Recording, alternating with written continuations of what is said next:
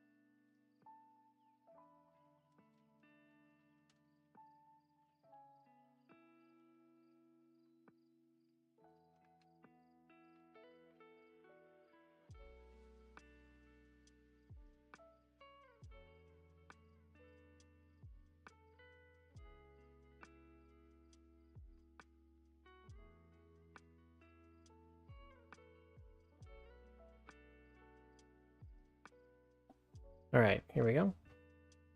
I'm just trying to set some stuff up. That's why there's a starting soon screen always, because I'm gonna edit like the video the video stuff.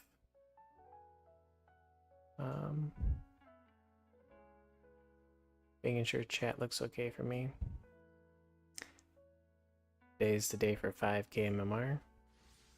Maybe. We go on, I guess, like a 20 win streak. But it's doubtful, because apparently the times that I play, I run into a lot more Terrans in the other races. And I have like a mental disability when it comes to playing Terran players that my other Protoss brothers don't have.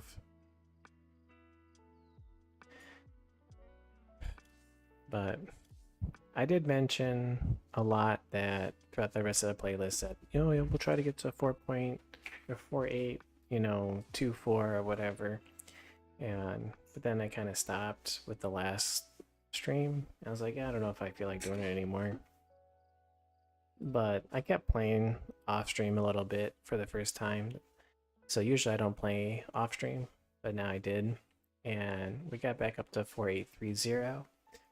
I was like, all right, fine, we'll do one more stream at the end of the playlist so people don't think that, oh, it's too hard and I gave up, you know. So I got here and I was like, okay, well, we'll do a final stream at this MMR and see if we can go higher.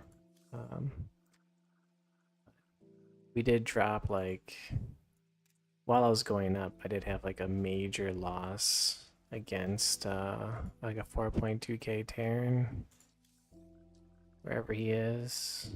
Yeah, this guy took 40 points from me. So he did a Thor rush.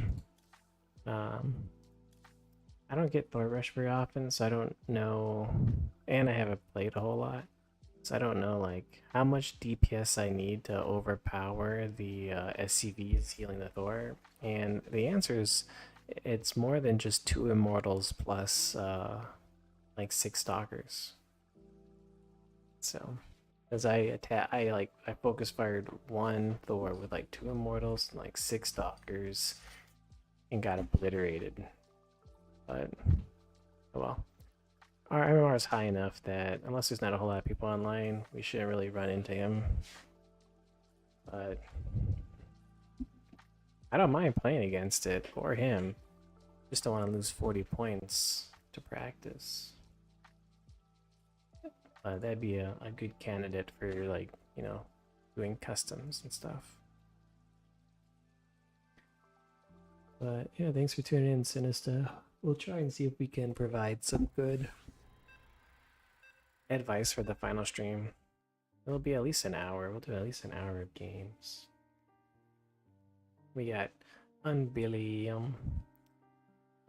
So I did watch a bit of Rainer playing Protoss. Yeah, so we're going to be kind of copying more Rainer's style. So this will be like a hero style into Rainer. One thing I've been kind of experimenting with, it's kind of like the Forge first fast expand. So that's kind of my spin on it. I would be interested in taking a look to see just like how good or bad the Forge first fast expand is compared to the other ones. Like generally, the reason there's like two big reasons why you don't see Forge first fast expands anymore. One is that the Ravager Rush, if executed by a really strong player, will kill you. Like it is, I've defended it, but I don't think I should be able to defend it. And then two, your tech is delayed with this build. No, so the longer your tech is delayed, like a lot of the Protoss tech early on is involved harassment and stuff. So that means like any kind of Oracle harassment is going to be late. Any kind of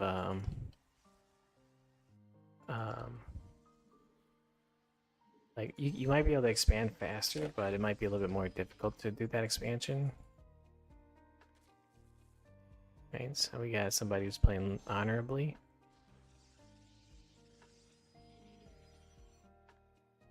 Oh yeah, I've messed up my build order anyway. You want to get the gateway faster than this, but oh well. It's unfortunate.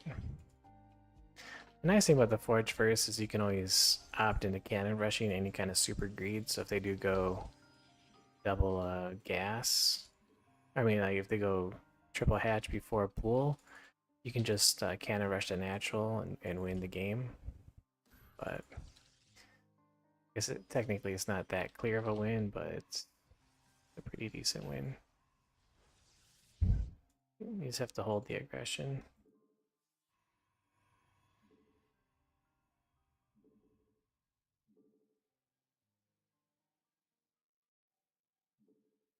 But so our tech and everything will be very late, even more late than we would want. Now, some advantages to the Forge Burst is you do get a lot more probes quicker. You're able to fill up a lot faster, but all of your attack timings are slower.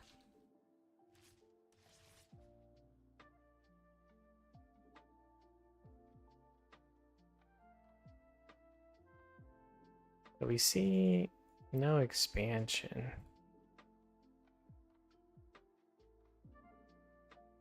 Right, which is a little concerning. Especially considering we're getting our doodad a bit late. So he could be trying to march his way across with Ravengers. Could have went for gold. So we do want to get this out as quick as possible. And I think I'm going to go for a sentry because he could be coming around the mountain when he comes, right? No gold.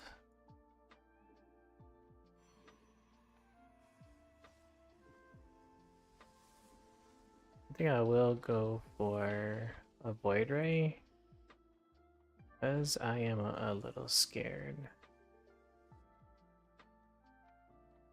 We do see the expansion now, but we don't know. We'll go and check all of these other spots.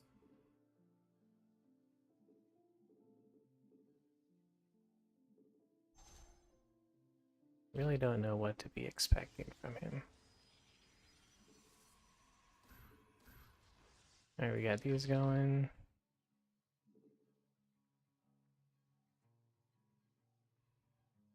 We'll wait until this dies before we get... Could be like a really fast Hydra timing, base Hydra. So we do want to make sure we get our gateways at a decent speed. I do want to kind of move out to go and take a little bit of a look at what we can see. Maybe we don't. We want to keep this back for defense. Change my mind.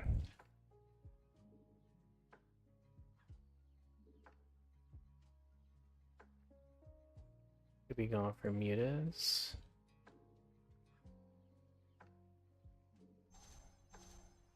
Going for anything. What do we see? It does look like mutas. Alright.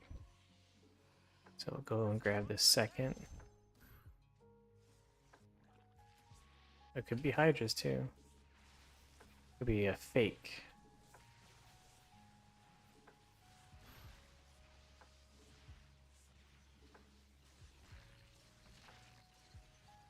Could be a Hydra. It could be a muta fake into Hydras.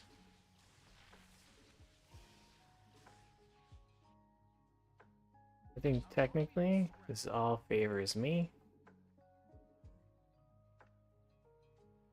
I'm glad we scouted that Hydra den.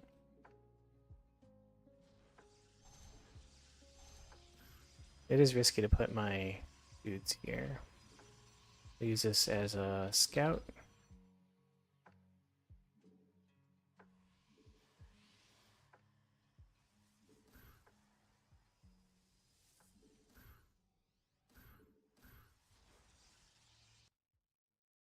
We see a fourth base at all? Not yet.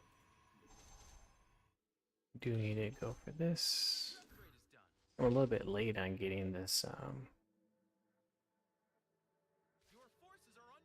Yep, he's got the Hydras coming. It's not a bad strategy idea, to be fair.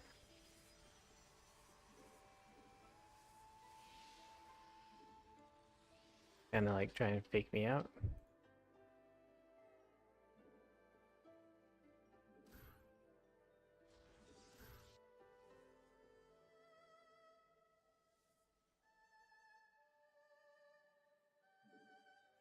But our scouting is pretty good, comparatively. So... shouldn't be too bad.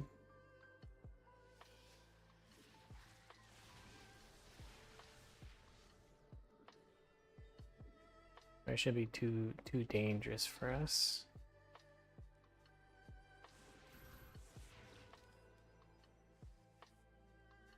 I'm gonna take this expansion.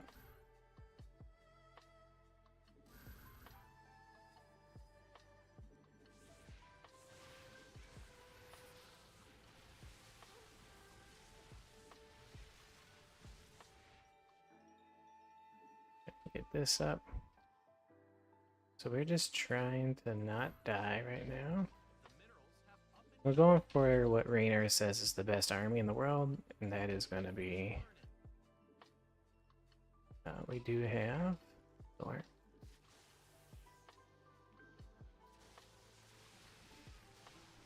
The Archons.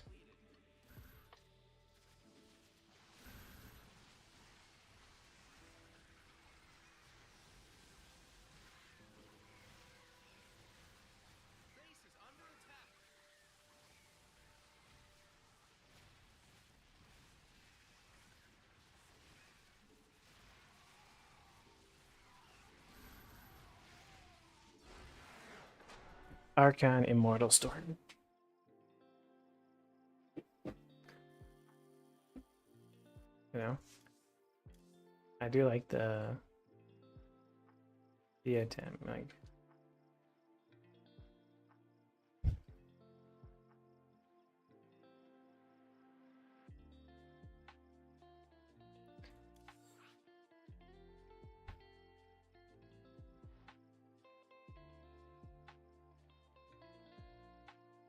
I got lucky and saw the Hydra Den at the right time. And that's what gave me the tip to not commit to Phoenixes. Yeah. Pokemon. I haven't played this guy in a while. But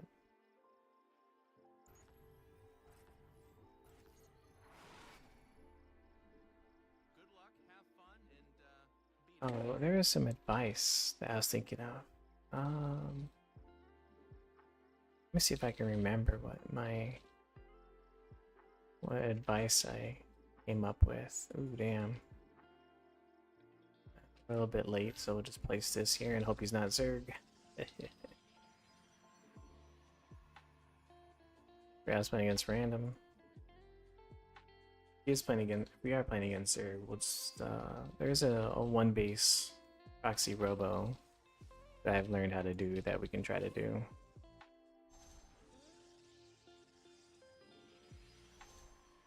It is potentially strong.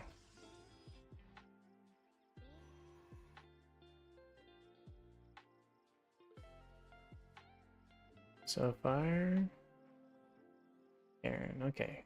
So far, so good. Our Gamba, not too bad. See if we can delay this, buy us some time.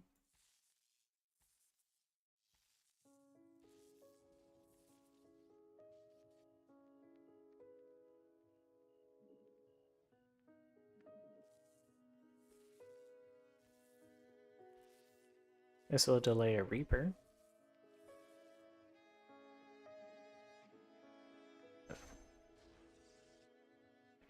But I think I'm delayed more than the Reaper's delayed, so it's unfortunate.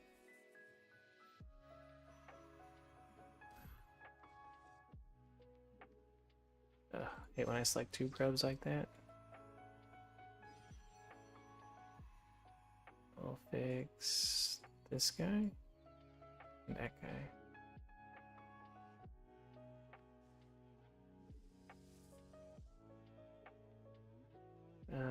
Did I make, yeah, I did make the second one, good.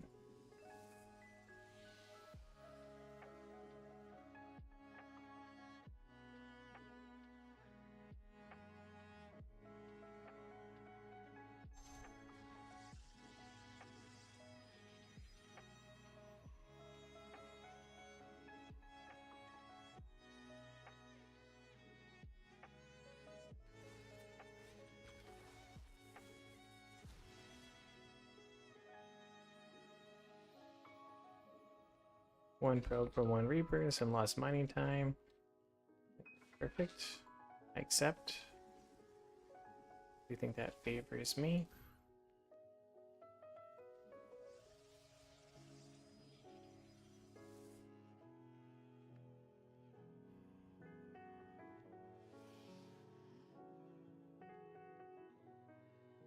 See what we can scout.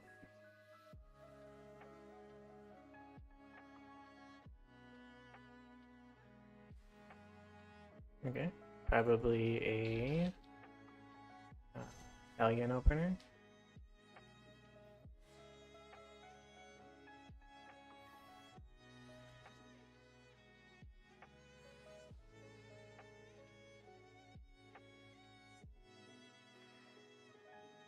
Looks like not a Hellion opener.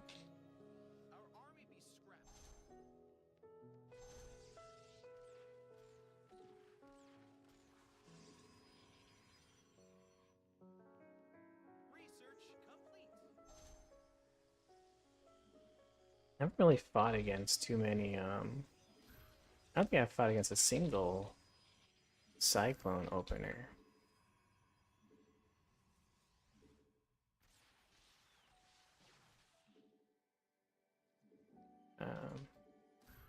Since I've, I guess, made it into the higher ranks.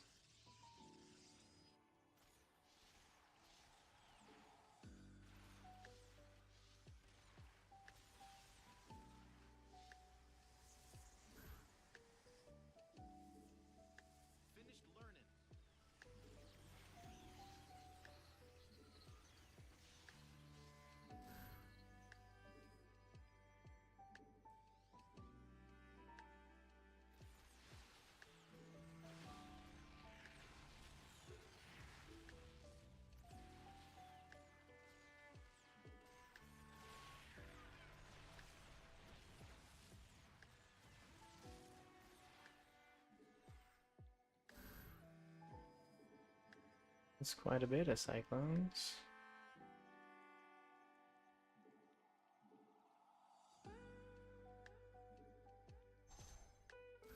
I did get a little greedy, and it wasn't too bad because we technically just lost some of our cost efficiency, but we didn't really like lose that on the trade though.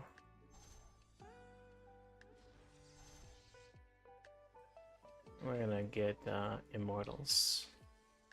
Those immortals are fairly decent against the cyclones, and shield batteries are also going to be really good against the cyclones.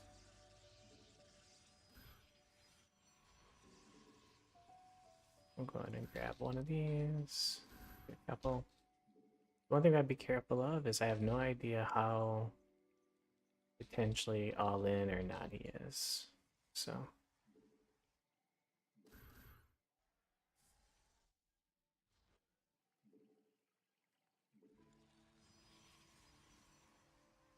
yeah, I'm not entirely sure what the best army I should make against them. I know I can hold my own for a while with kind of the immortal route and Blinkstalkers.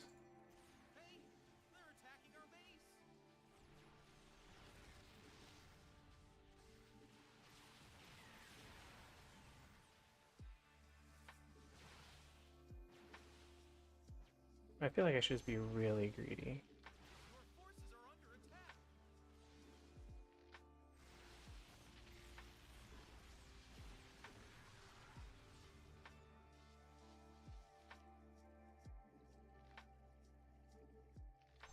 He's definitely trying pretty hard too.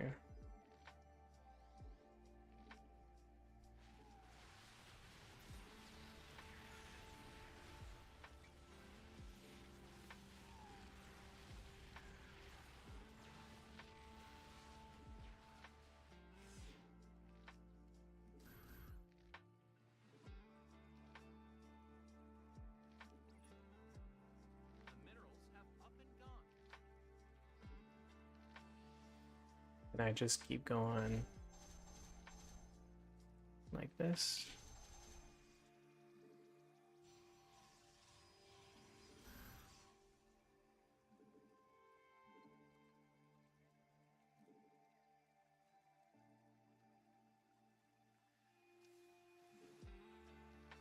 I heard this guy.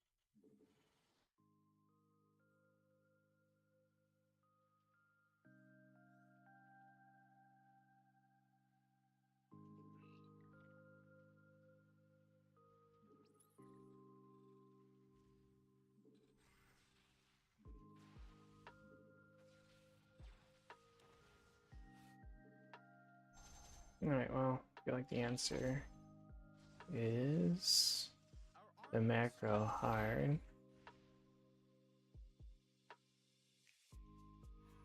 Try not to let him expand. I just kind of go into air.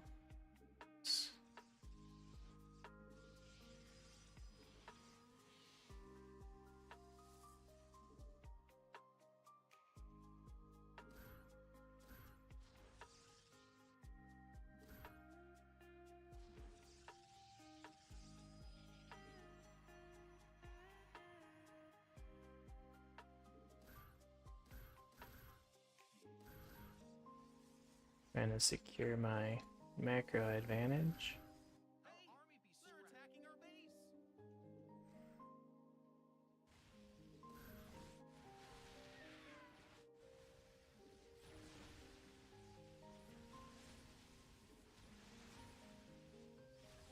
That's quite a bit of probes we're losing.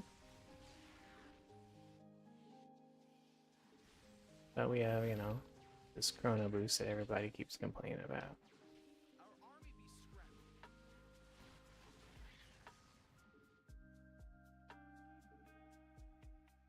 That does kind of hurt our economy quite a bit.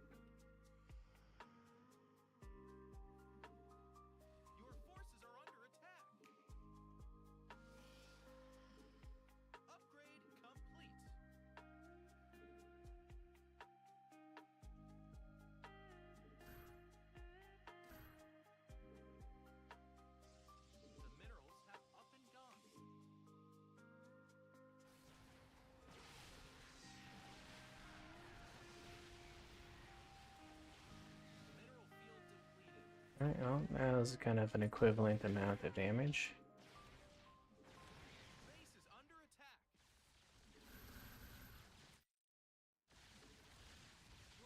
Damn, really?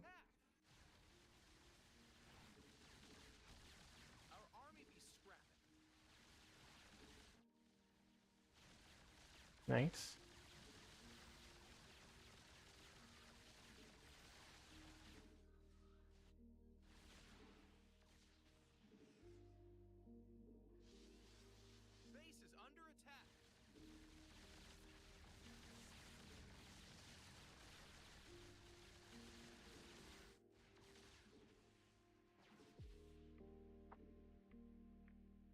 So he's going for battle cruisers. And that's pretty ideal. That's a good job by him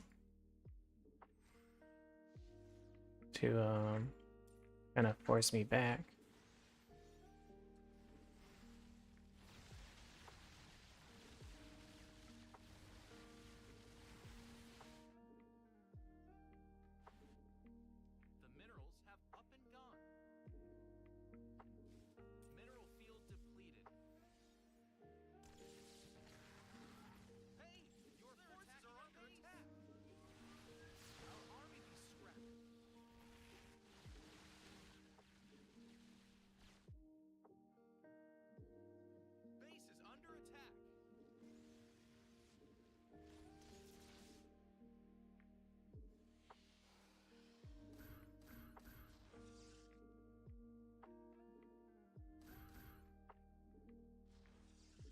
We'll leave a couple of dudes here.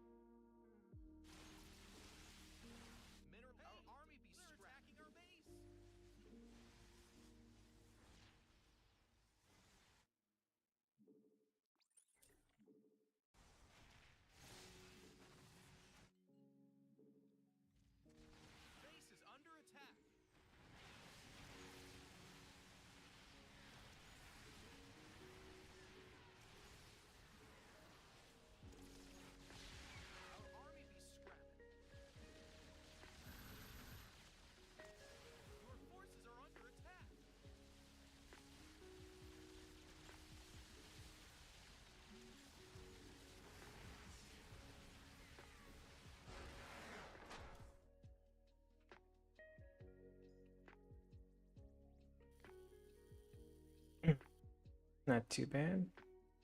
Nice 33 points.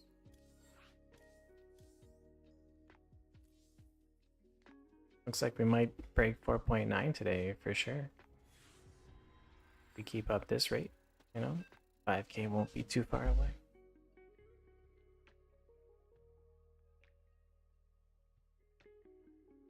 I think the issue with his build last time was he was just a little bit too committed early on. And I'm sure he sacrificed macro to do it. Good luck, have fun, and beat him,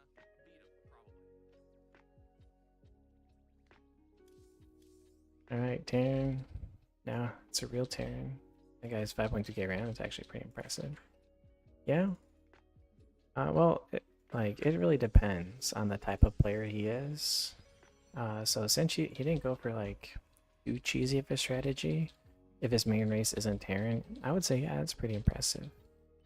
But if you're like a a 5K player and all you do is like different kinds of cheeses, maybe a little bit less impressive. Because cheese is a lot of times, if you know the right cheeses, uh, cheeses are more effective if you play random.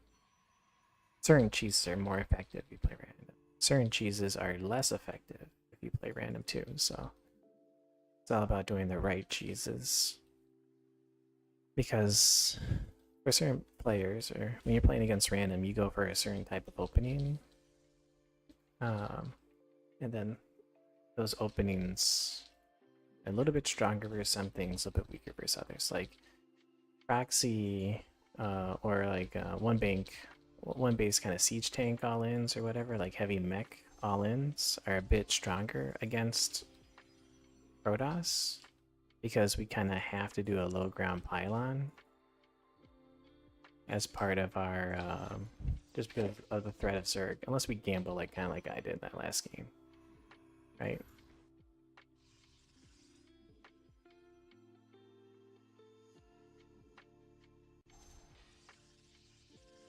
So I wonder, is that going to be a Marine coming out or not a Marine? Looking like it's a Reaper. Can we hide? Hide in the bush? So it's a double gas opener. Usually against double gas openers, I'd say it can be safe just kind of get a shield battery here, or you want to put a shield battery kind of more back. But I'm not sure if that advice is still good or not. So we'll find out.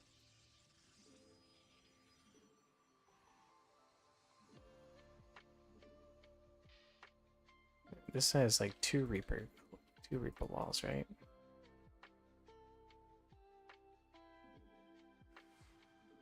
Looking like no Reaper.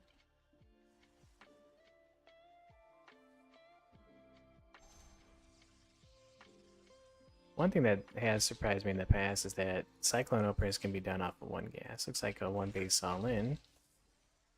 Or it could still be like in base CC, thinking it's run base all in into like some sort of Hellion play. Right now that we have the stalker out, we'll just send the adept out. Go scout, grab this, and we want to get up to at least 4 gateways, and then just keep pumping units while we do 4 gateways. Okay, so it is the Hellion one. So we'll go like this.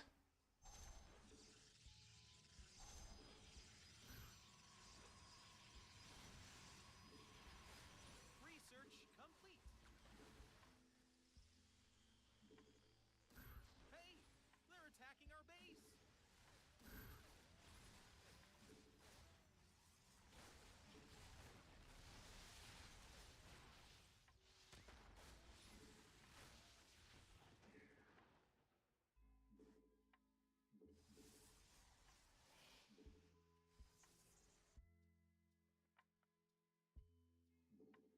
That's kind of the quote-unquote easy defense. Base is under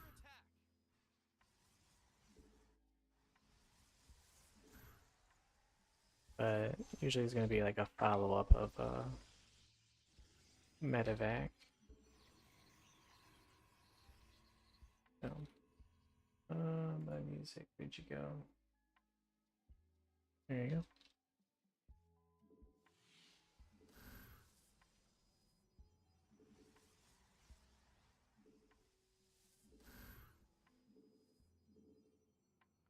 We definitely want to make sure. Finished learning. That we have a siege tank follow-up. So we definitely.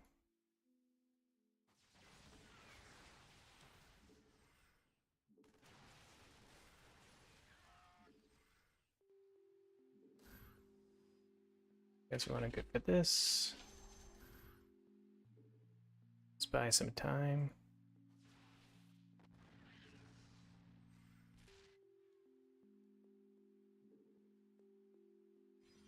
And try to make it as slow as possible. pick off what we can.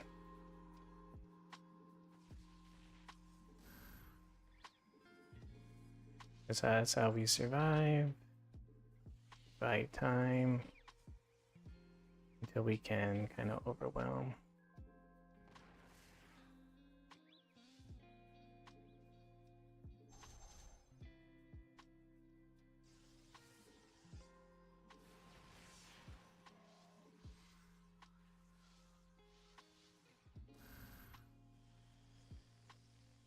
Get that chrono.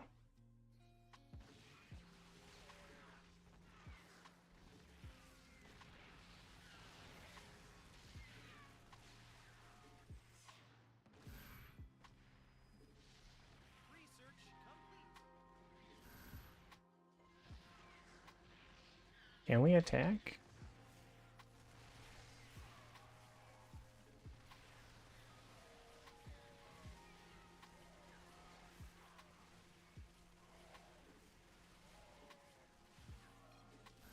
Good game, sir.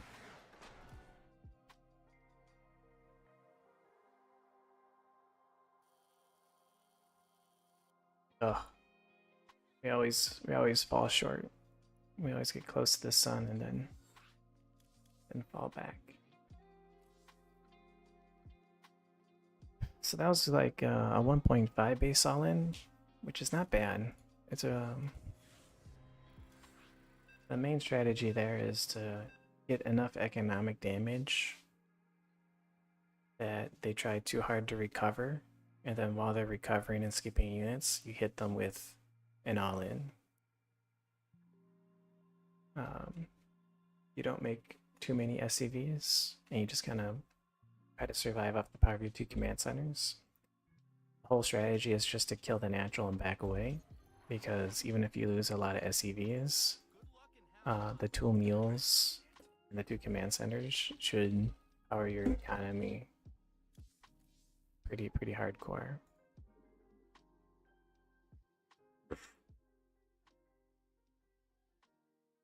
But so this is the last stream. This will just be the last stream for the playlist.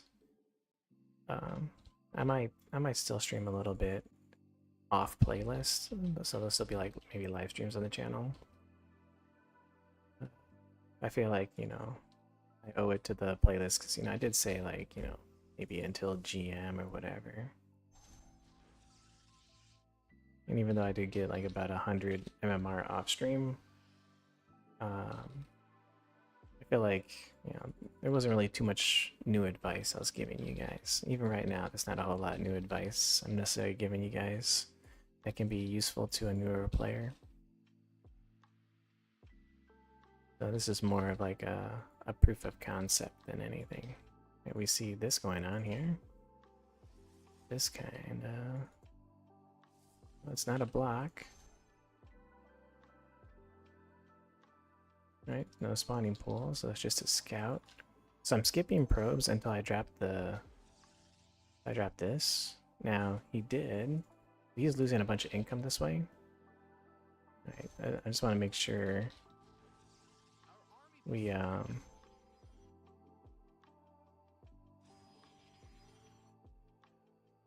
that's fine. I want to make sure he wasn't building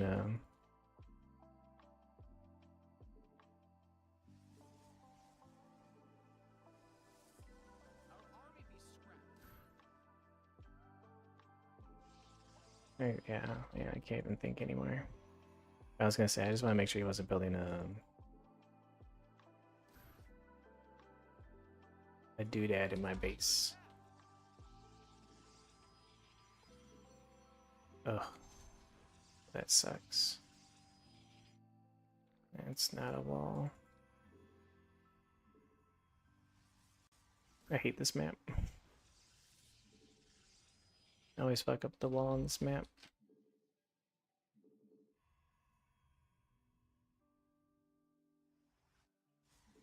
At least he's not too base islanding me, so we have that for our advantage.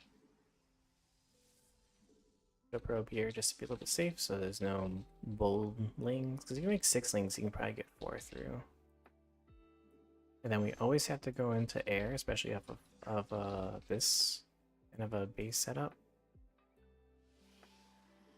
And then I personally like to go into Stalker to defend against any kind of Baneling bus.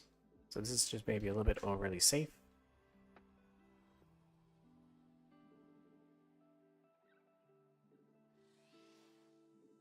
Drop a couple chronos of these guys now.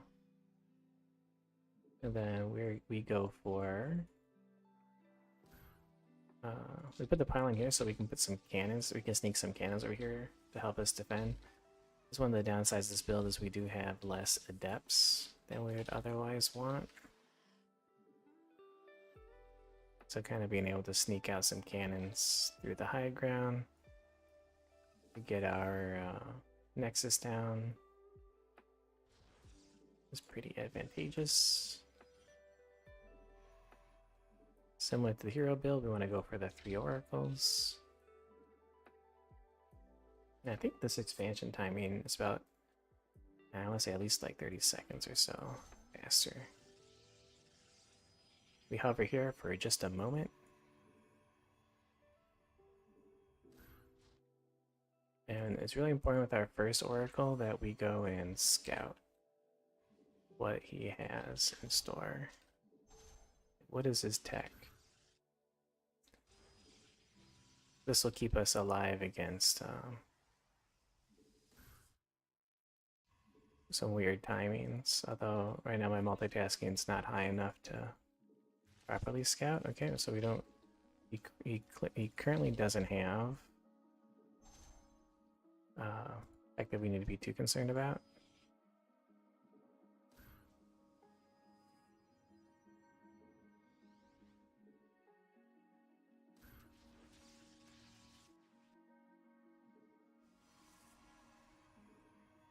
Keep that guy at home. Now, we are required to go for Blink, because Blink is how we defend against mutas, and we want to try to discourage mutas. Just kill one. Oh no! It's not good. I guess we dove a little too hard on that one.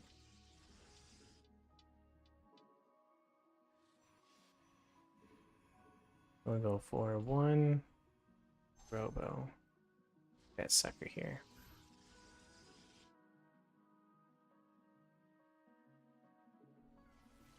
That's good. That's quite the delay.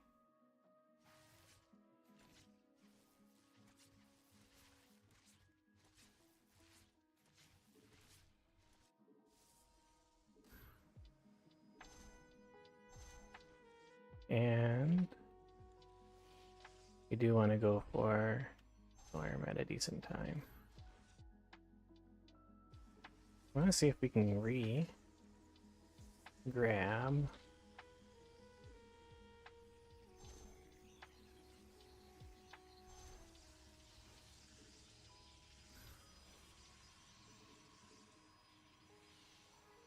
we'll go for the Immortals.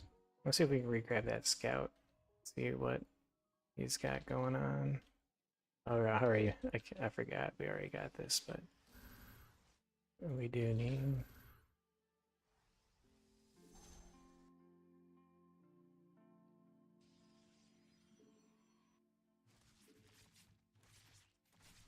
Going for fast hive. Okay. He's going straight to late game. I don't think he should be able to do that. So can I punish that? That's going to be the question. Research complete.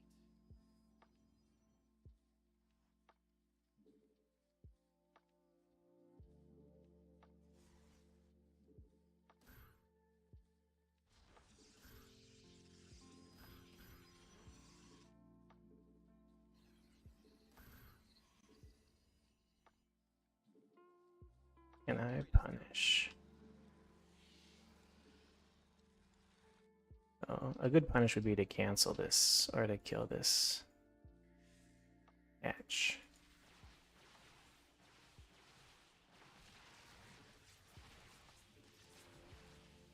Hey, they're attacking our base. Oof.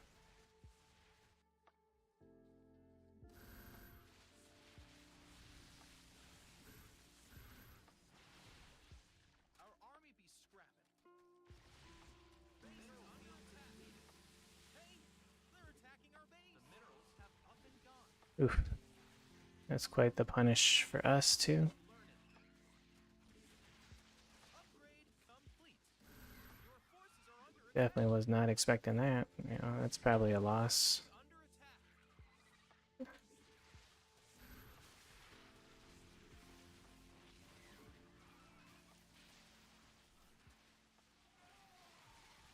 Our army be scrapping. Hey, they're attacking our base. Mineral field depleted.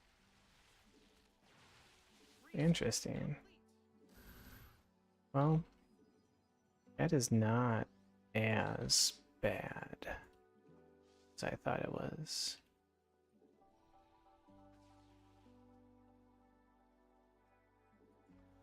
The minerals have up and gone.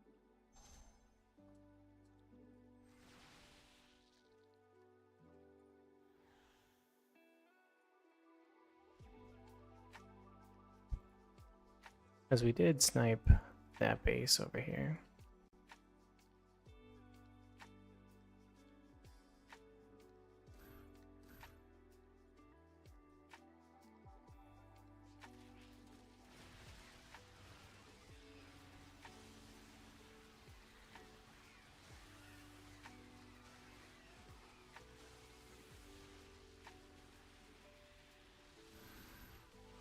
No.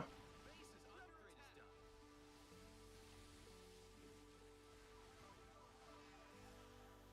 No. Upgrade complete.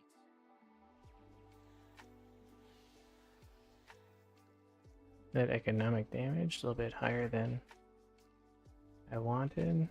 Oh, he got this too? Oh.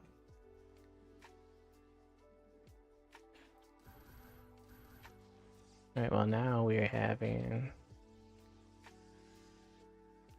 some trouble. I can't really afford any more upgrades.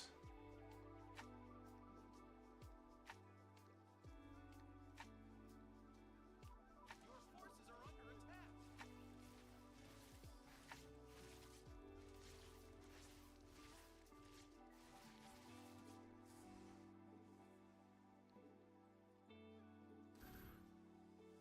Where's my... Did I lose more? I thought I made more.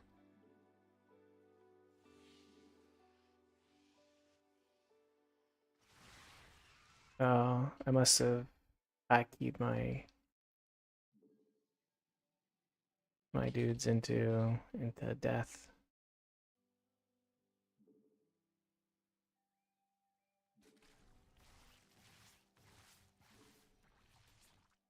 Don't die.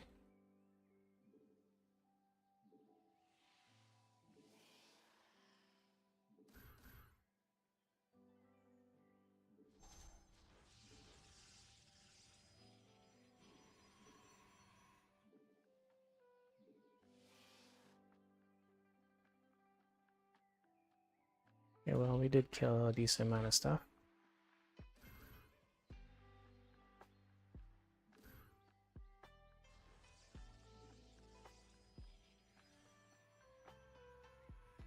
We try to get ahead or try to come back with our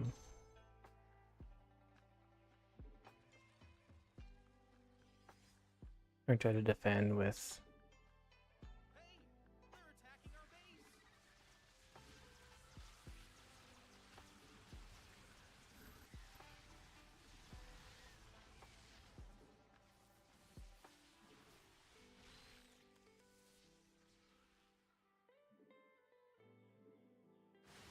Mineral field depleted.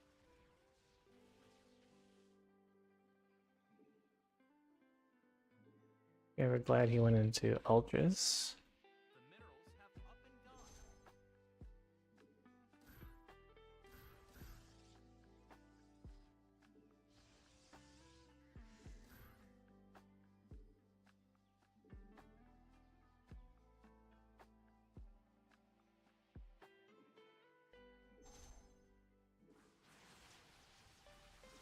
Base is under attack. Yeah. Our army be scrapping. Oh, I just tanked all that splash damage too. That sucked. Hey, Oh. they're attacking our base. Our army be scrapping. Base is under attack.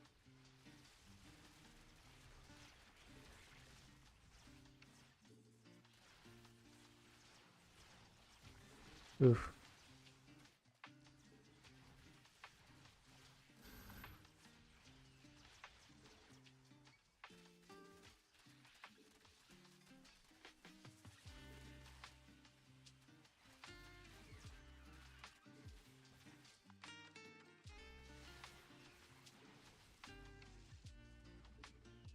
What?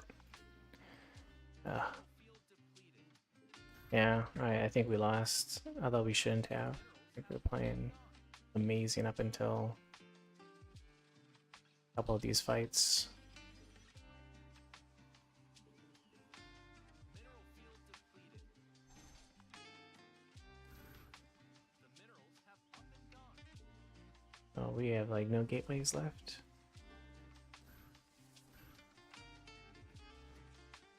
Hey, they're attacking our base. We're in crisis management now.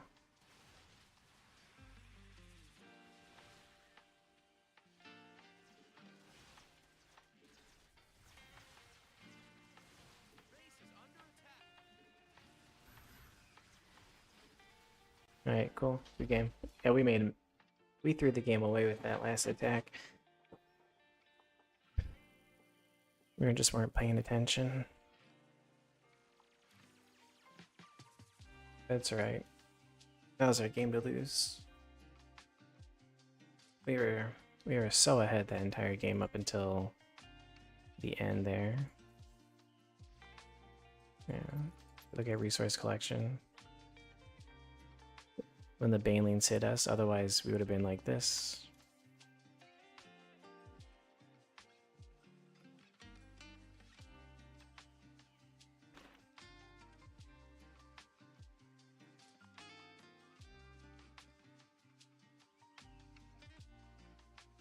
I thought that push you did was gonna kill us, but apparently it was weaker than I thought. Be right back, I'm gonna turn on the fan.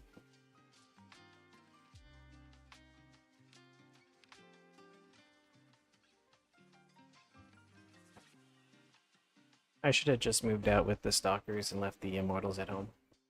Because the stalkers could blink and recall and stuff. But I'm still new to this style. So can't be too upset with myself.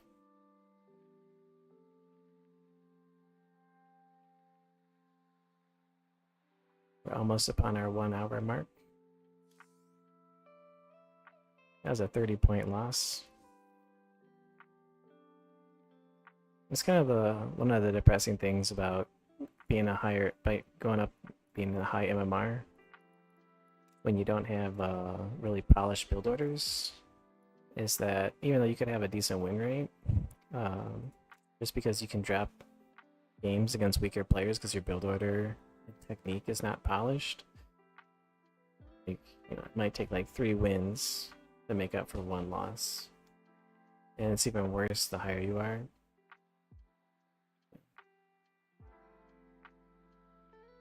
Like when you're as good as partying and those guys sometimes get 0, 1, or 2 points a win and minus 30 a loss. It's like 15 games to kind of make up for their MMR.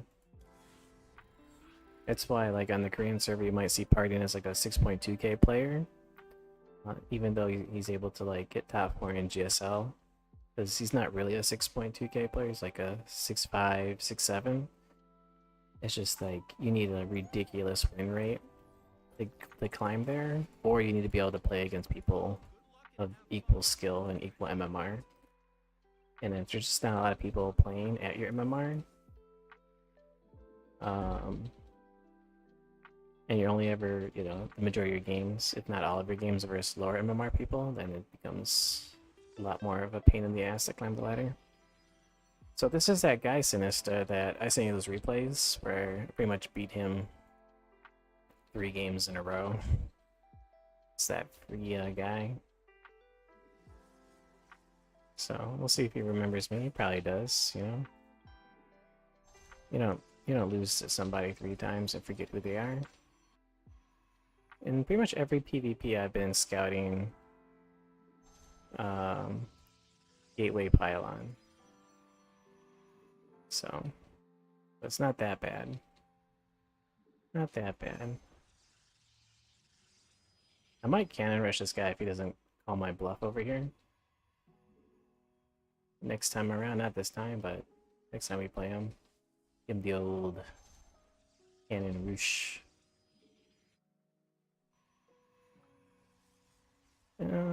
This map is a high ramp, so I don't want to be too aggressive, so we'll just go for...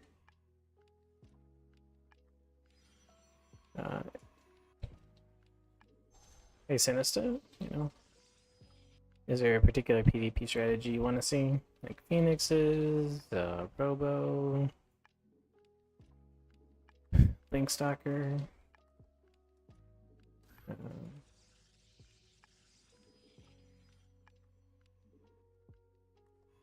I do think I can probably almost do anything against him because of the win rate difference. I see 2 of these guys here. Yeah, looking pretty good.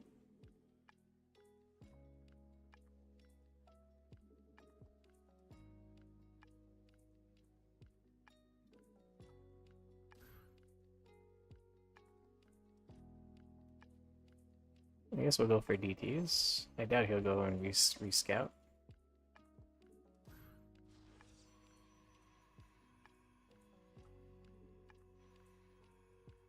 We'll go and proxy it over here.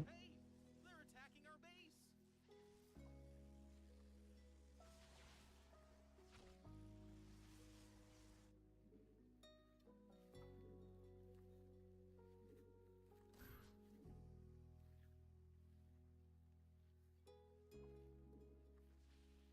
We'll cancel this probe. Nice thing about the DT build is this is the macro DT build, so it's not like the fastest possible. Macro DT always looks like regular play. Always, you know, in this case, oh shit, we got this finished? Damn. I totally forgot what I was doing. You can make it look like you're just doing like a blink opener. And we saw the sentry, so we don't have to be, we know he's not going to be too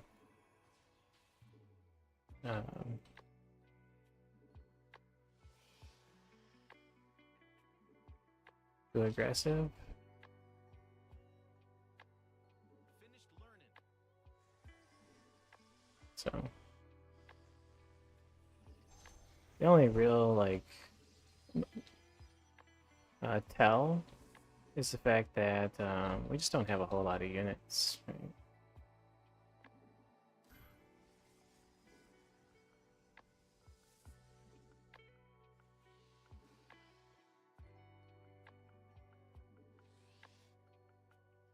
Just checking on that.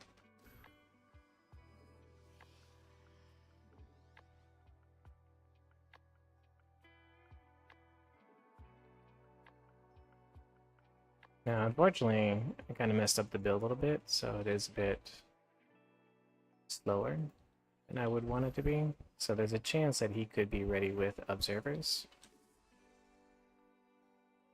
But we'll see. And we'll just take our expansion.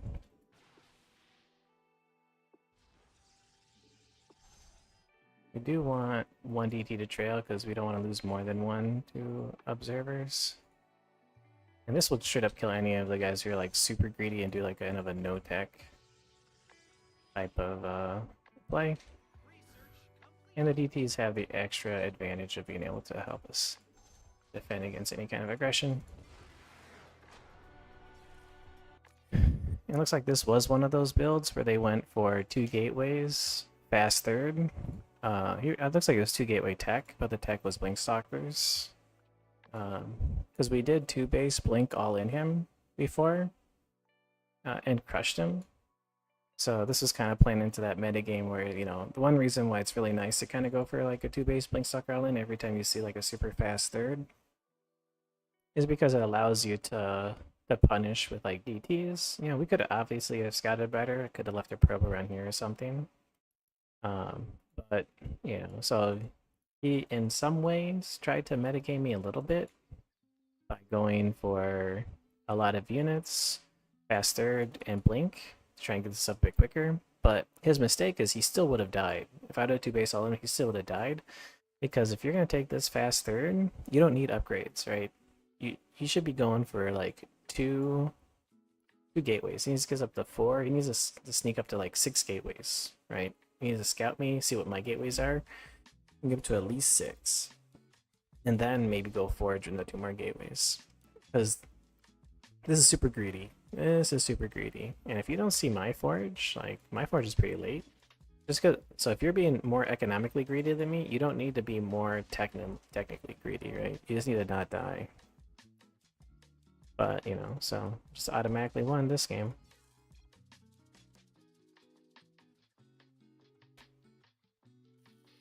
Even though some people don't like DTs and stuff, or cannon rushes, you do need to work them in from time to time, just to keep your opponent honest, right? Show them what you're capable of, especially if you're matching somebody more than once, right? If you're matching people a lot.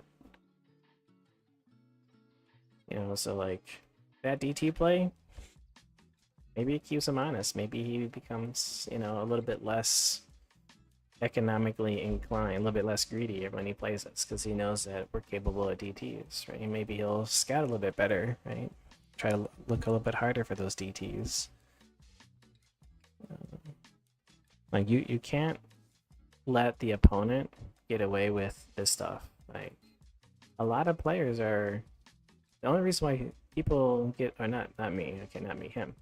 The reason why like a lot of people get away with like this super greedy 2 gate with maybe tech nexus is because most people don't know how to punish it, right? Sometimes you can punish it with just DT build orders. Sometimes you can punish it with a 1.5 or 2 base all-ins, right? This guy obviously doesn't get punished enough. He probably wins more games than he loses with this kind of fast greedy nexus.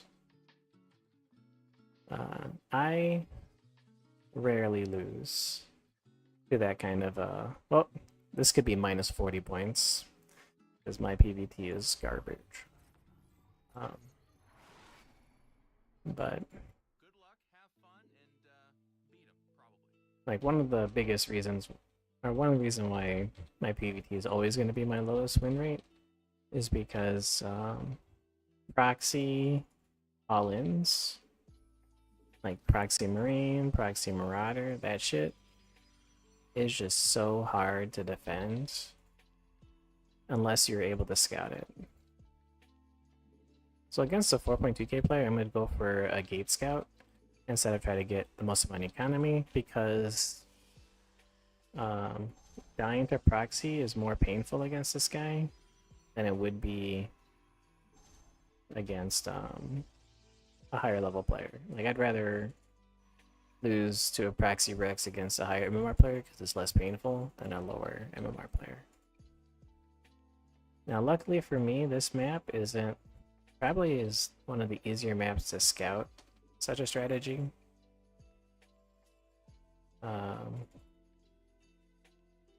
Unless it's like over here, right? So let's check some of the more common places.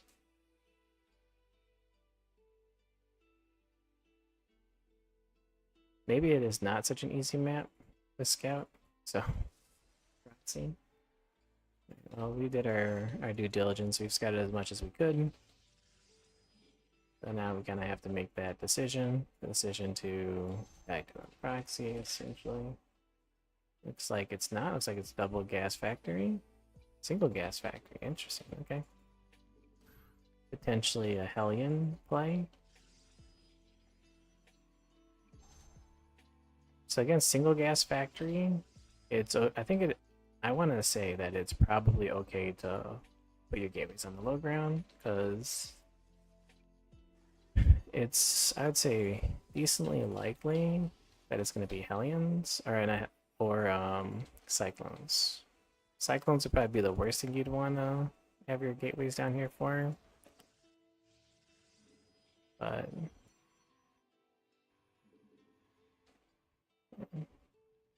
so we'll just go double stalker because it could be Cyclones.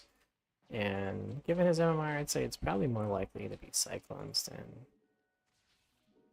than anything else.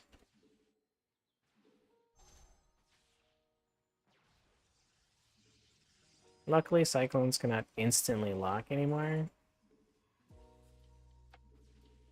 Alright, so it could be like a weird kind of one base all in too, so we gotta be a little bit conscious of that. Conscious of that. Whatever these words are, I'm trying to say.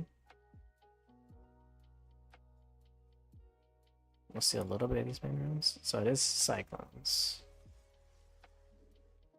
Alright, so we don't have to full wall on the bottom. And we will. Yeah, we saw that. Okay.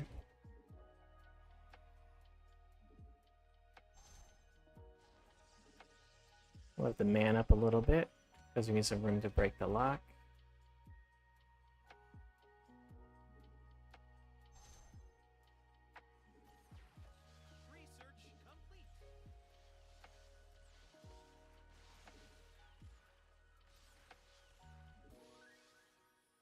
He actually did pretty good. He drained quite a bit of the battery.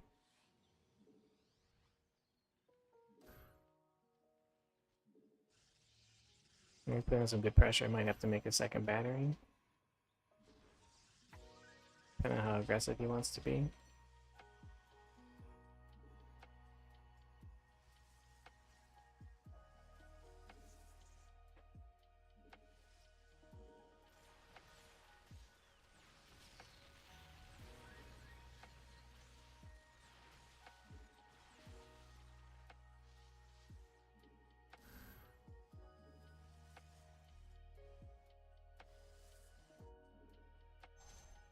Luckily for me, these kind of openings are economically not good. Oh man, my supply blocked. So we're just kind of naturally not behind too much. So what I really want is to get some good observers out.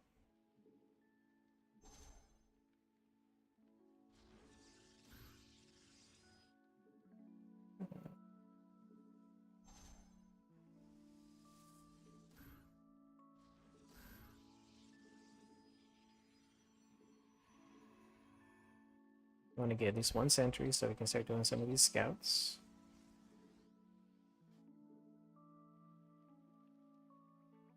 Let's see if we can put an observer over here. Use these observers like overlords.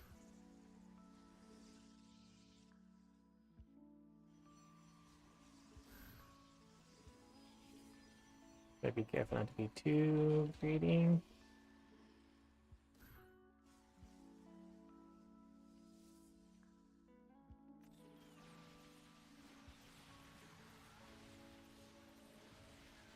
Looks like he does have the damage upgrade.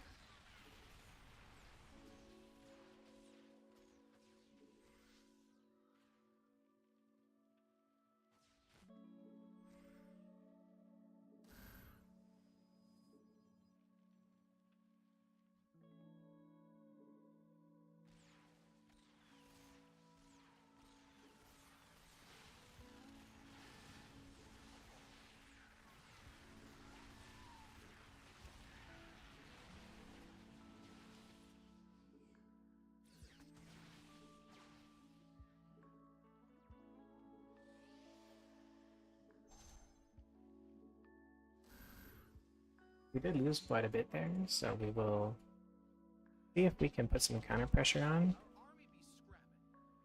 Ouch, we did take a little bit of a Widow Mine hit. Did I see something over here?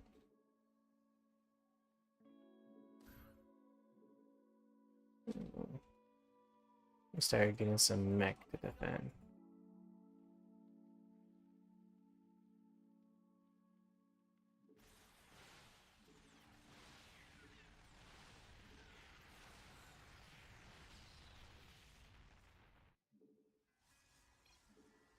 Good game.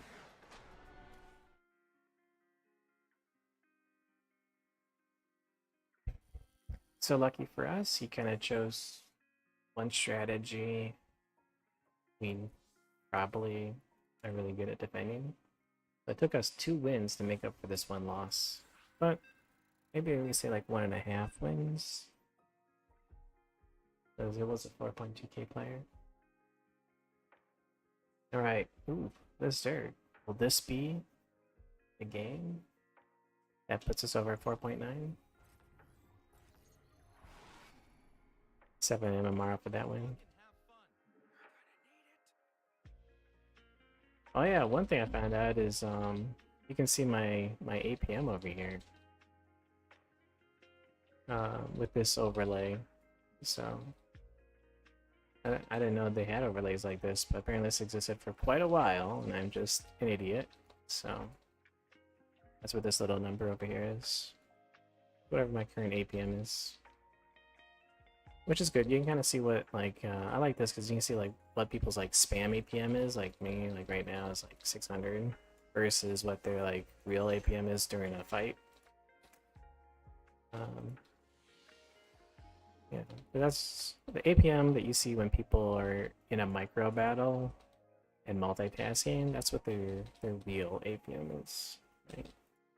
They're multitasking. How actually effective they are. So.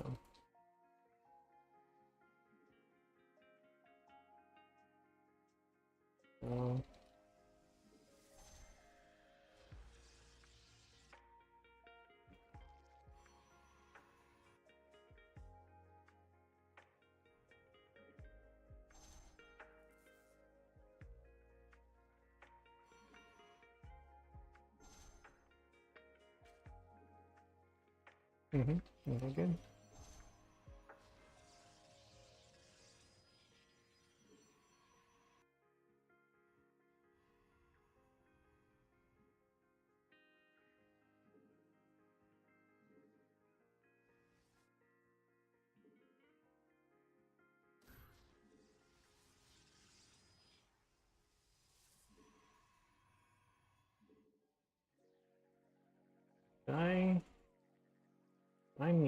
I think I do need this pylon. I don't know.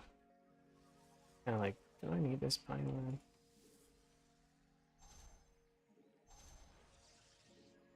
I think I do need it. Go check this expansion.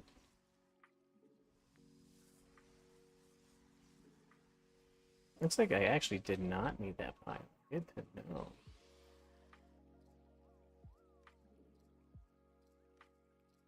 We might try to make some links to send them across, but we'll just go bring this guy over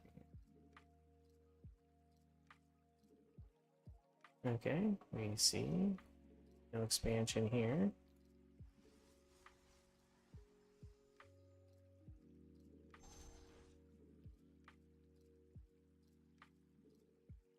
Grab this, grab that.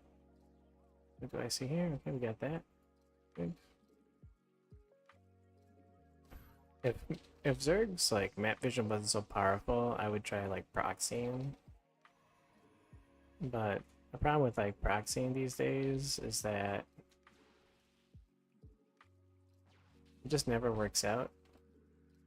Zerg is able to scout it very quickly, and if your proxy doesn't pay off, you've lost this tech, and you've lost a lot of time.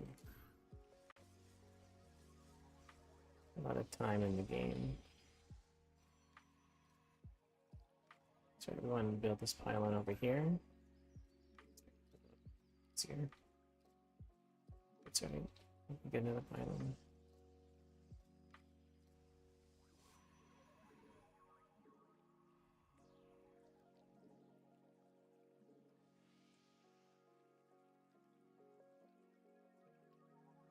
See if we can sneak out this expansion. Nope. Let's save energy.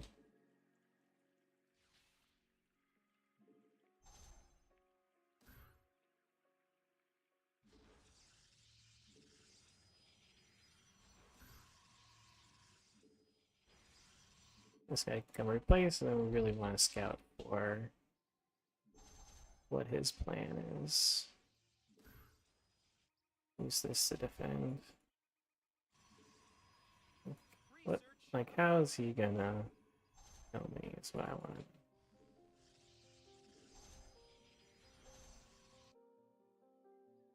Right? Nothing yet. They'll just take his They'll just macroing.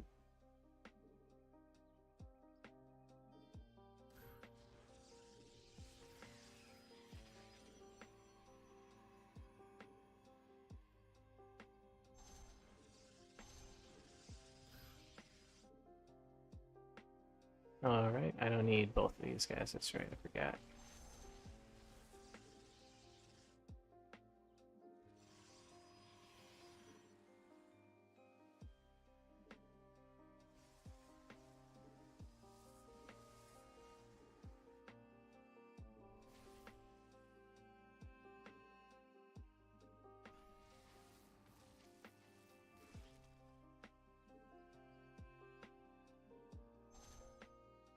Oof. What do we see? Not a whole lot. A little scary.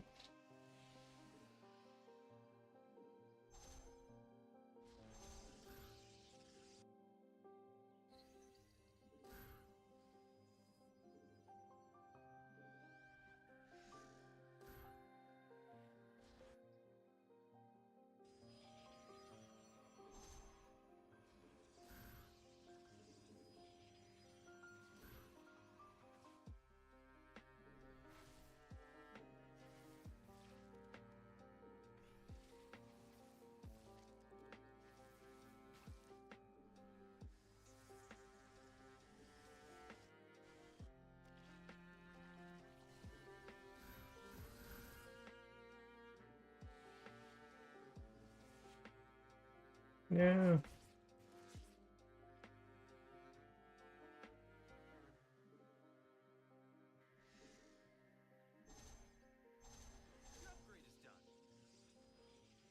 Alright, actually, I think I'm a little late on getting the blink. Not the blink, I mean the storm.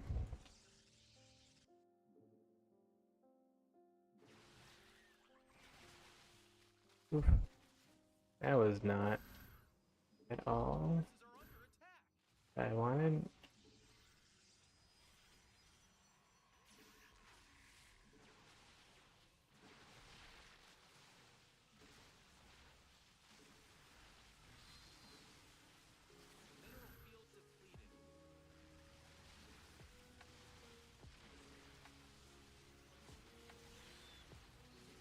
God damn, why are roaches so good?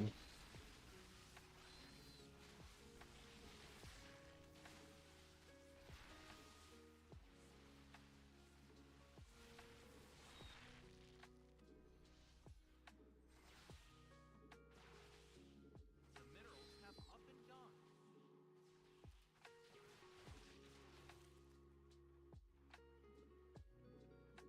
Mineral field depleted. Our army be scrapping.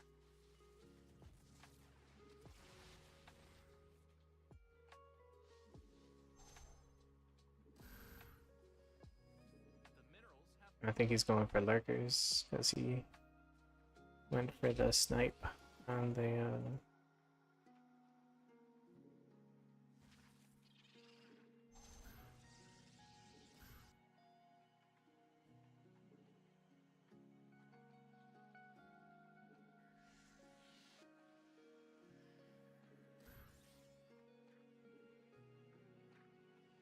snipe.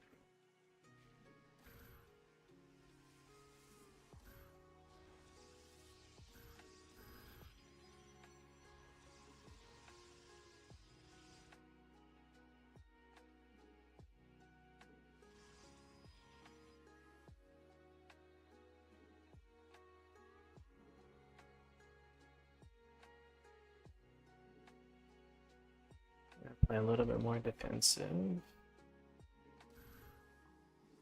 Um,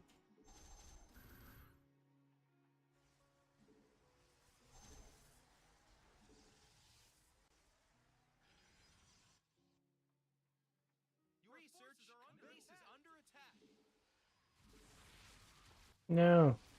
What the hell?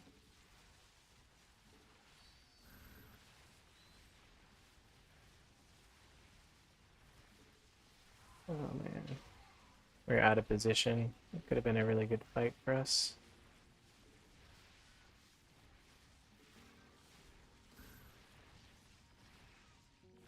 Hey, they're attacking our base. No.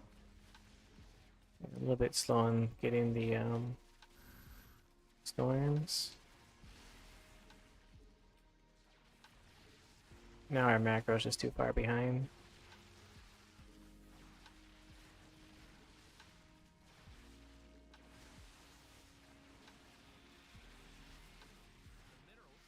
His micro's pretty good. He's definitely he's focus firing. Oof. Definitely think we could have won this one. But our macro's just too far behind now. We couldn't afford to lose that base. Like if we wanted to try and win that one, it would turn into like a 30-minute game if we could survive. I don't feel like playing 30 minutes though. Not worth it. Yeah, I think I need to go Storm before I go for Robo. That was the big mistake there.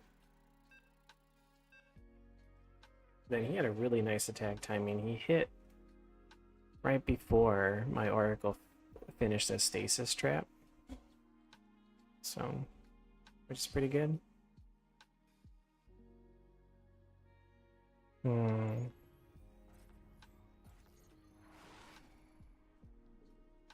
luck, have fun, and beat him, probably. We'll hit him with a 2-base all-in. I don't want to do the same strategy. Do him twice. Do kind of like the Haas style 2-base. So technically requires some probe micro.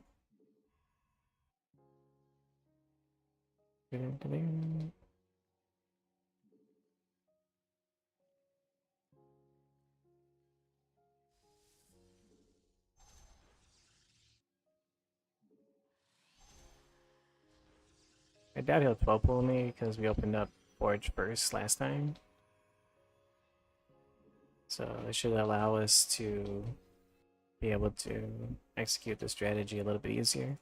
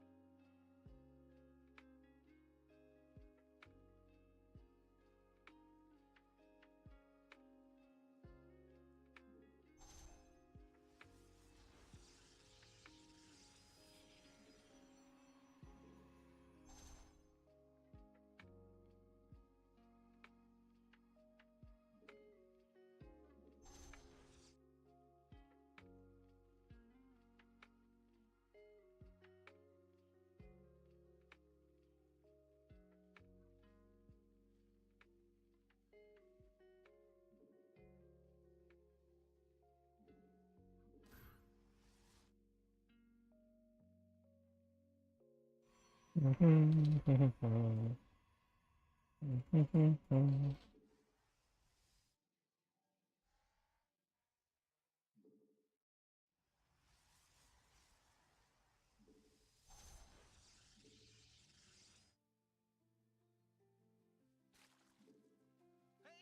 they're attacking our base. So it looks more like a Stargate opener right now, which is good. I'm gonna transfer 6 guys over here.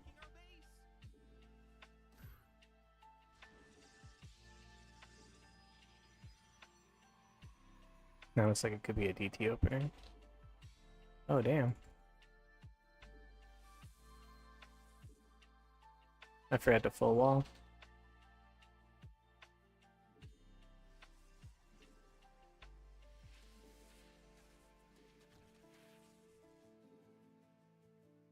Oh, that sucks. Everything that can go wrong is going wrong.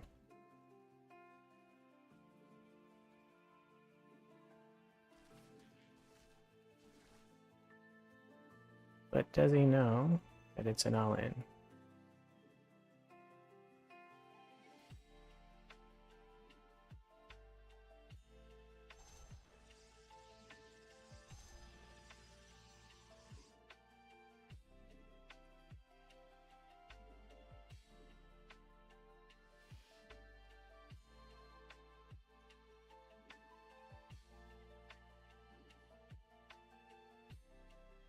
I need a bunch of gateways. 1, 2, 3, 4, 5, 6,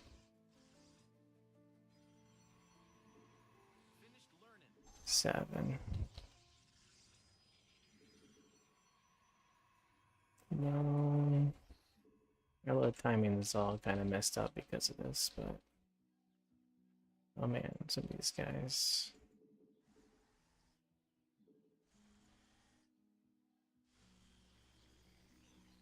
Oh wait. Damn. Base is under attack.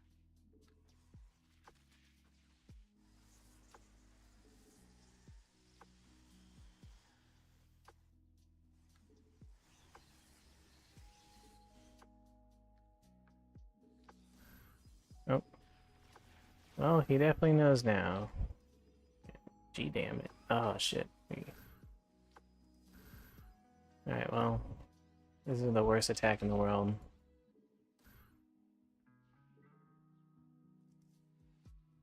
We deserve to lose. I'm just gonna say that.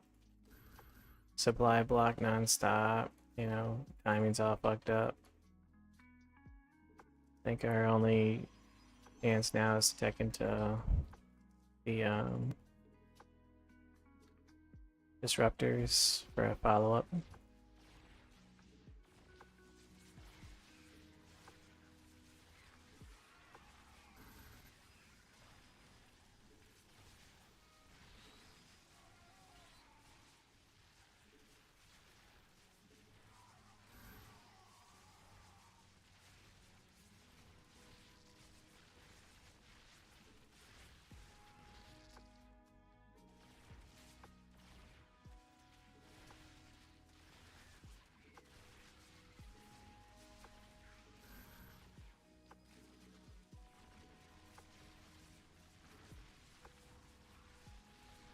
No!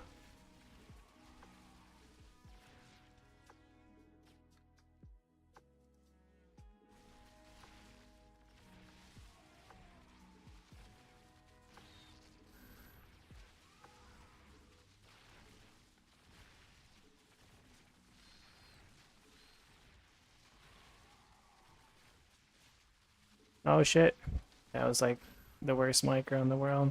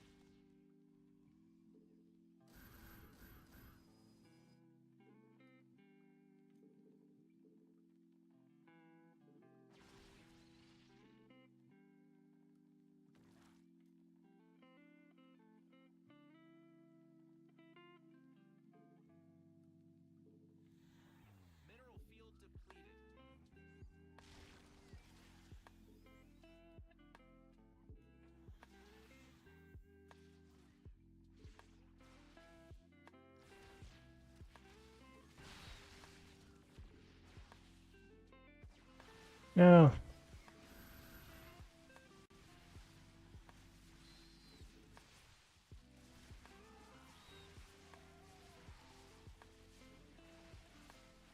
The minerals have up and gone.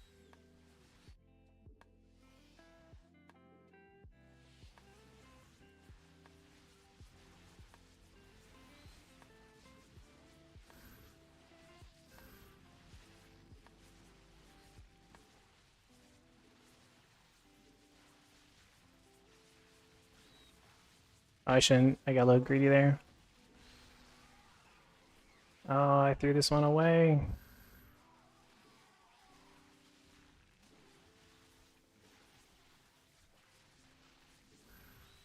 I threw this one away.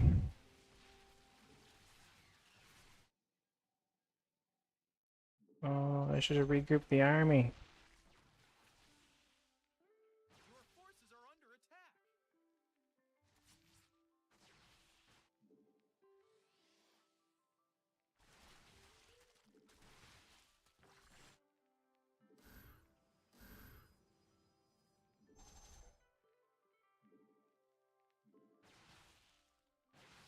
Oh man, I threw this game away. It sucks.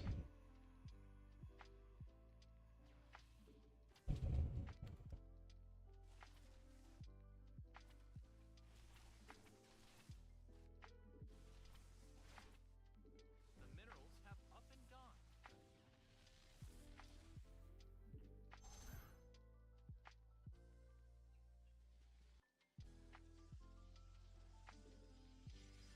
Our army be scrapping.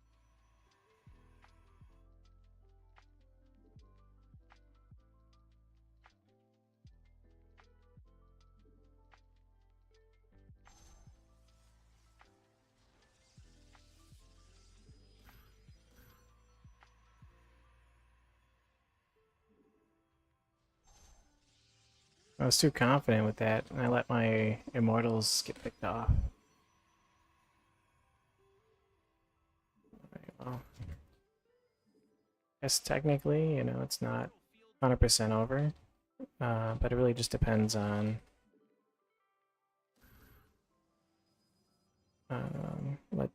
what we see with these adepts. Hopefully, we don't see too much scary stuff.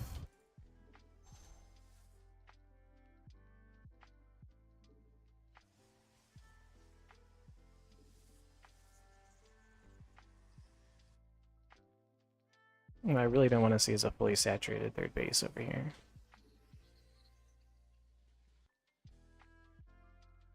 Cool, we don't see it.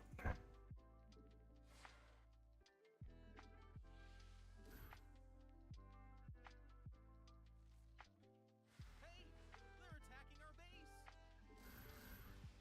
Your forces are under attack. Okay, we got mutas. That is pretty standard. Base is under attack. Pretty standard response.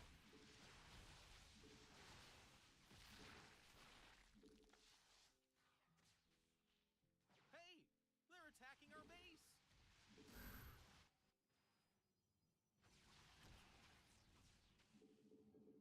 Ugh.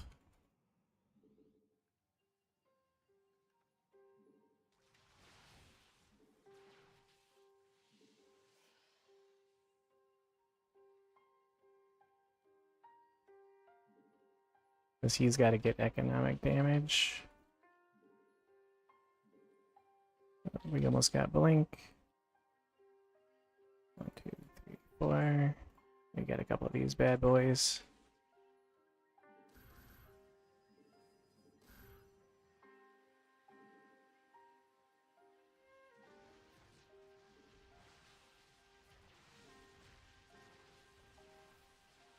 Research complete.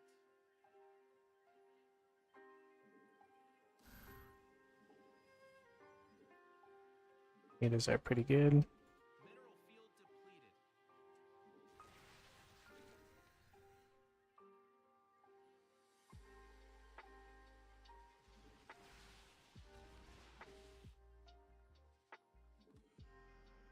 Make sure we don't get jumped on.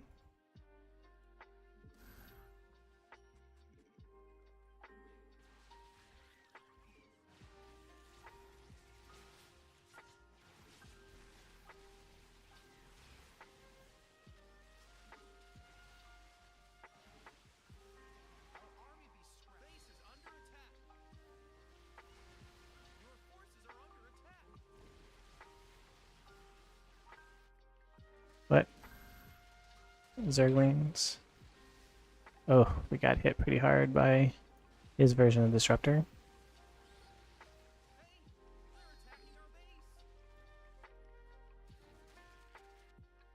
Nice. Ah, alright. We lost this one.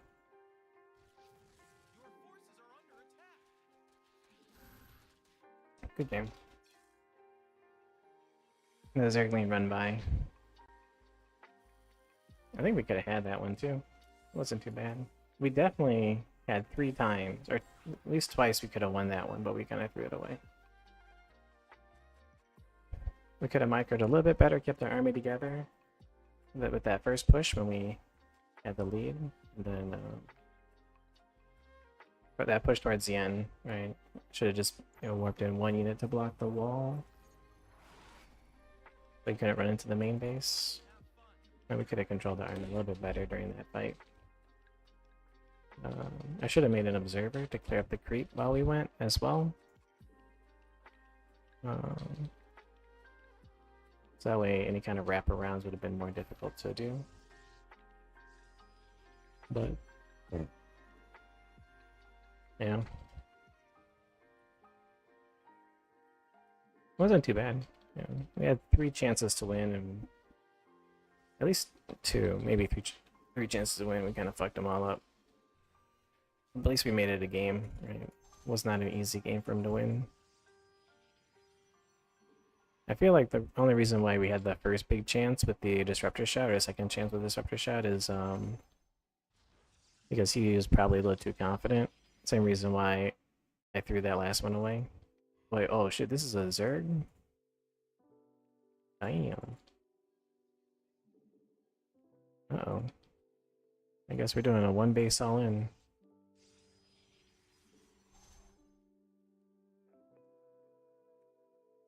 Doing a proxy 1 base. Damn. Where can I hide my stuff? I thought, for some reason, I thought he was Protoss, but he's not. I have no idea where I can hide it. Definitely, maybe here.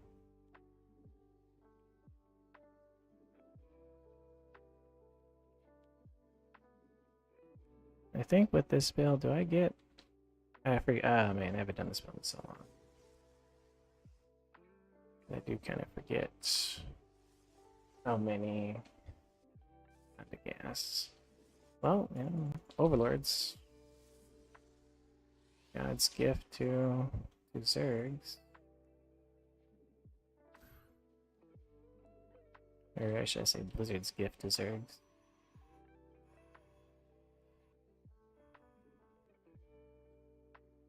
A macro mechanic that scouts.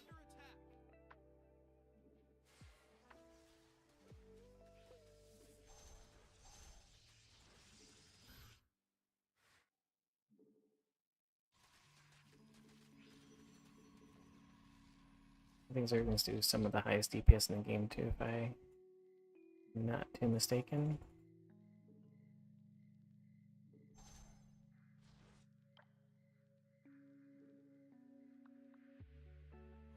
I think I want 1 here. So we just want to kind of pick off any Zerglings that we can.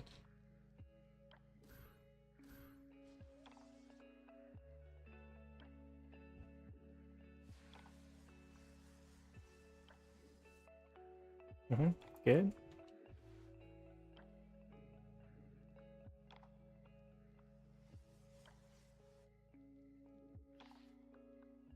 No!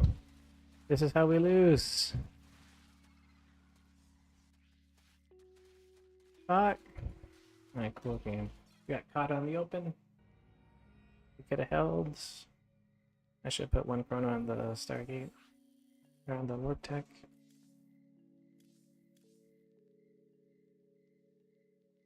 That was our game to win. We got caught a little too. We were a little too bold.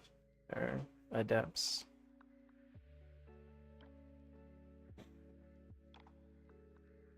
But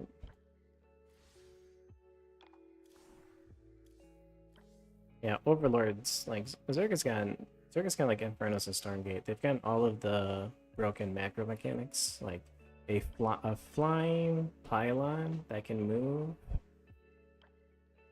and the map designs to give them invulnerable areas because they have high ground vision. So they're just, without having to commit any units to scouting, they're able to accidentally scout proxies. It wouldn't be so bad if like everybody had flying pylons and supply depots to scout with. But then on top of the overlords, they're also giving creep, which just further increases their vision and prevents you from building on top of their stuff.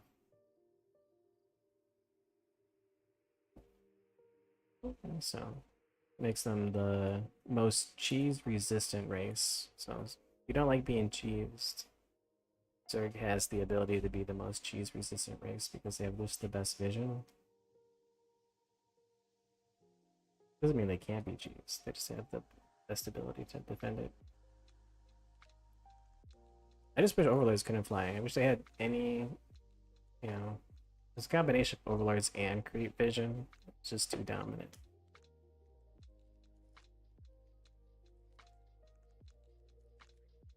There's no like early game punishes to it. There used to be, right? And then the map designers gave pervert pillars to overlords all over the map. So there's areas where the overlords can hide. And then they also increased the overlord move speed. So that they can get to the pillars.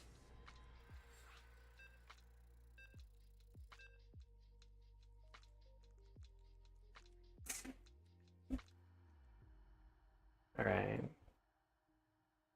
So, lost 20 points because we thought the opponent was Protoss. And our adepts were out of position. But now, this guy is Protoss. Killjoy. Is he that streamer? The streamer, Killjoy.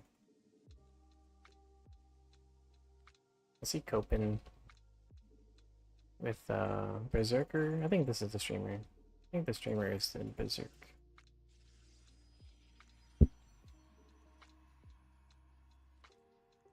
So usually when someone off races, they usually like to play the builds that they think are the most broken. There's a possibility that we could run into a cannon rush. Or proxy like 2-gate. Proxy 2-gate forge.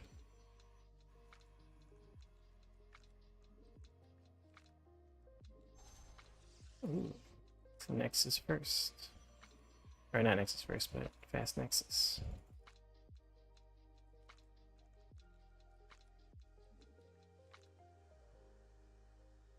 This really shouldn't work, so we'll just kind of do standard.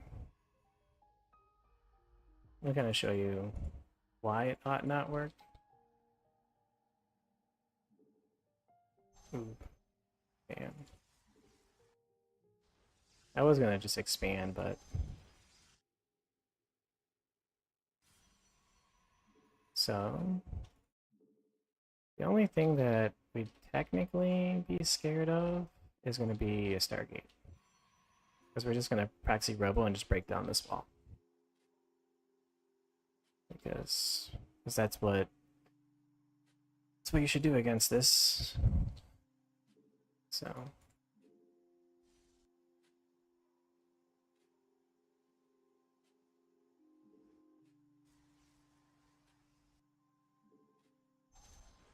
proxy Robo, extra gateway.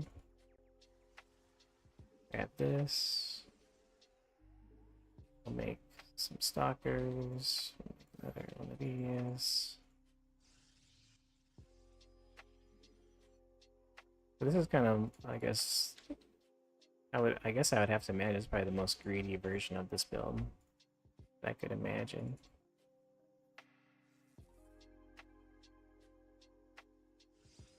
I don't see the expansions.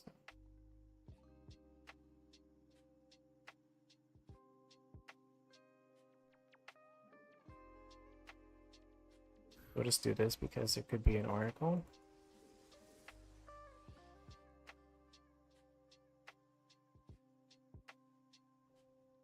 He does smell the cheese, so I guess that's good. Should I make some shield batteries here? Afford the shield batteries here? I didn't forget this, did I? Okay, good. Actually, it should be one immortal into warp prison always. We'll throw a couple of guys here.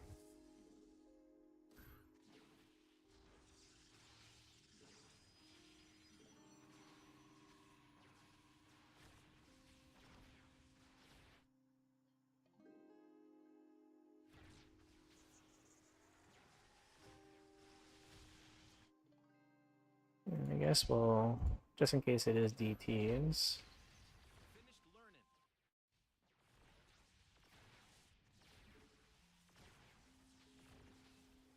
We'll take out his ability to make. I think from this point out, we just want to make stalkers. Because realistically, and sentries, because realistically, the only things he can probably be doing right now is be making air.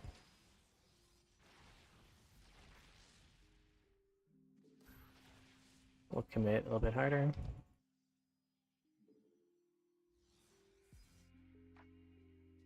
I'm a little concerned.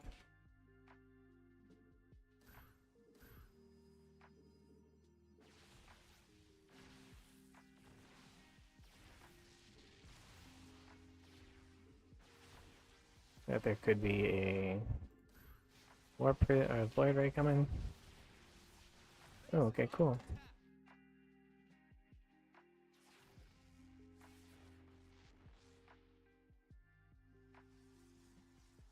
Our army be scrapping.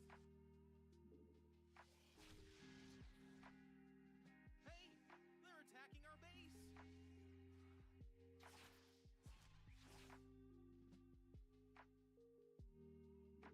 We'll go over here. Let's grab this up real quick. Base is under attack.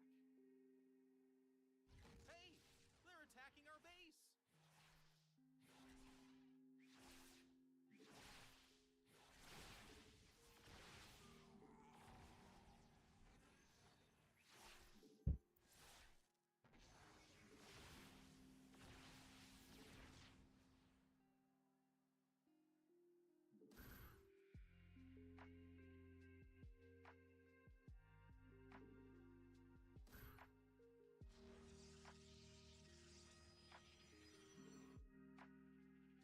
Let's go and finish him off.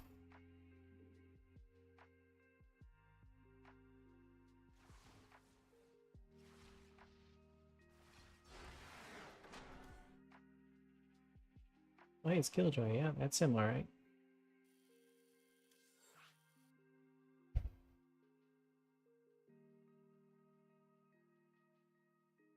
I was concerned that it was DTs. Should have just made a observer for safety. There's no reason why I didn't.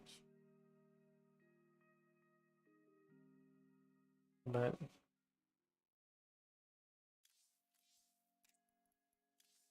alright, we finally did it. We are 80% win rate in PvP. This is the stream to come to learn how to win in PvP. Even though his DT strength was proxied at the bottom left corner watchtower. Okay. Oh, now he's Zerg. The rematch with the real race. Should I DT him? Yeah.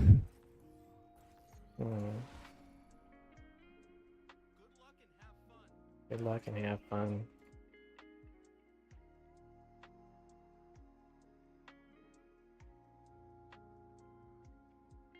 Here's a classic build we don't see anymore. Yeah, so maybe we'll try it out. It's the Forgate Adept DT. What was the follow-up to it? I don't remember.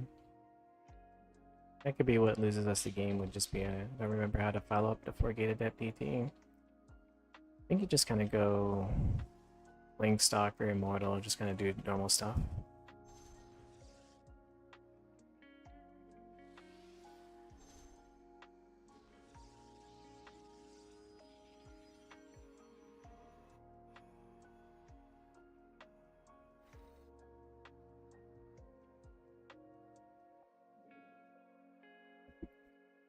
but it's I wonder how popular it is. You know, technically, you don't see it anymore in pro play.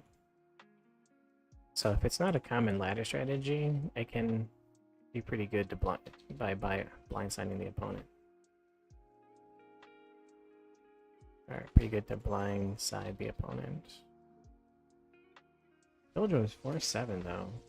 I thought he was a lower rated player. But 4-7's pretty respectable in MMR.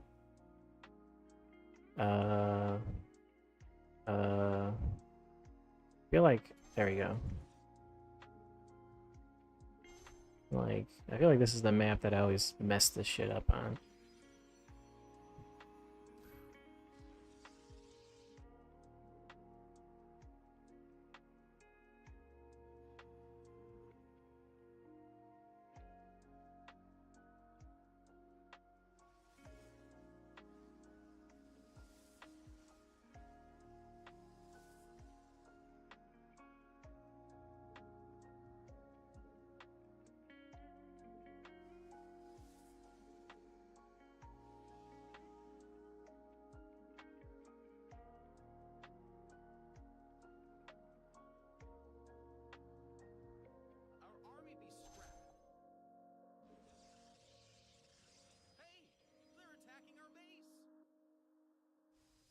I do want to see the expansion though. Your forces are under attack.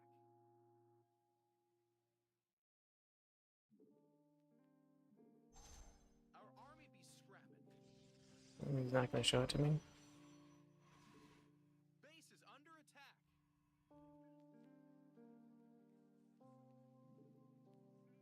Hey, they're attacking our base.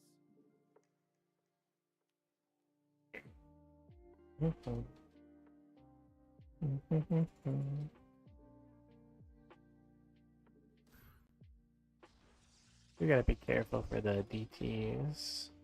Not DTs, but the Baneling bust.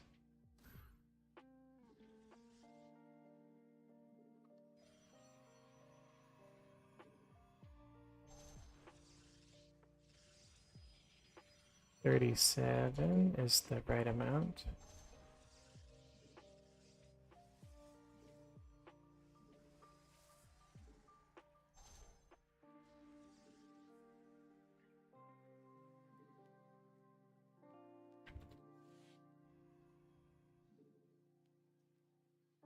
Research complete. Everything's looking pretty good.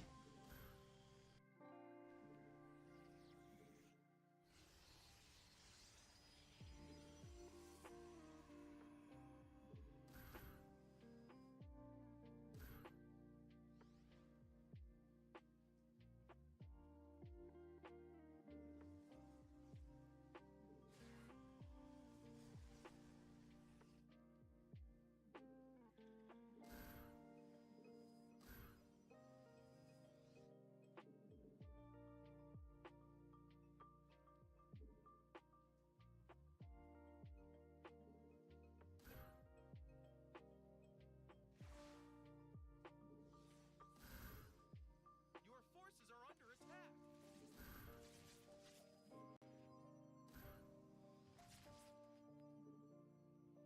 Our army be scrapping.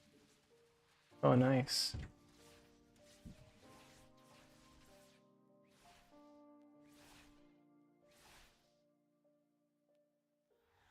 Your forces are under attack. Very nice. Is very prepared for it.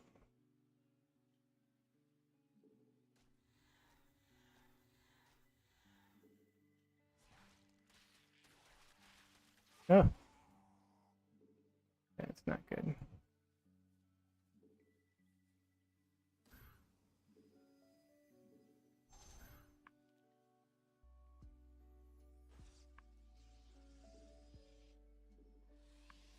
Unfortunate how prepared he was.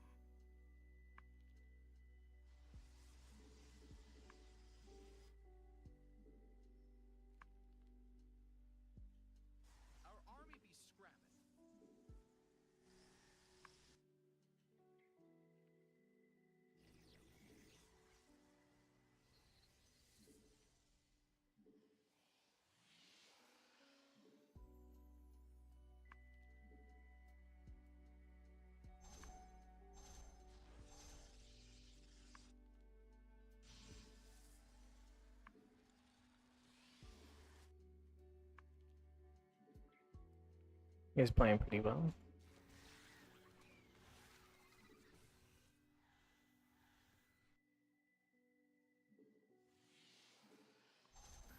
Finished learning. Your forces are under attack. No, no.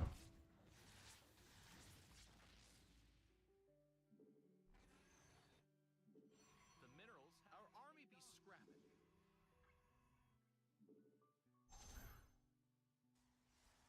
Mineral field depleted.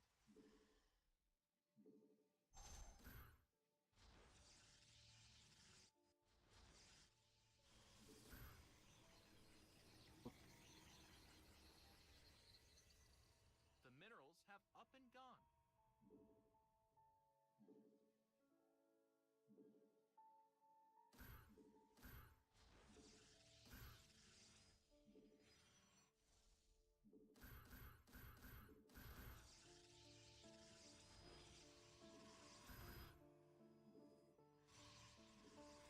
Mineral field depleted.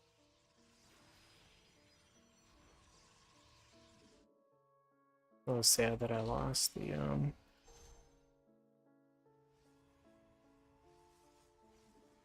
Let's see what tech is he going? Your upgrade is done. That's kind of what I'm most concerned about. Upgrade complete.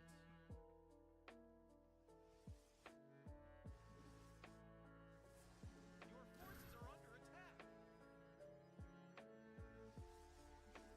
All we gotta do is just not accidentally lose the game.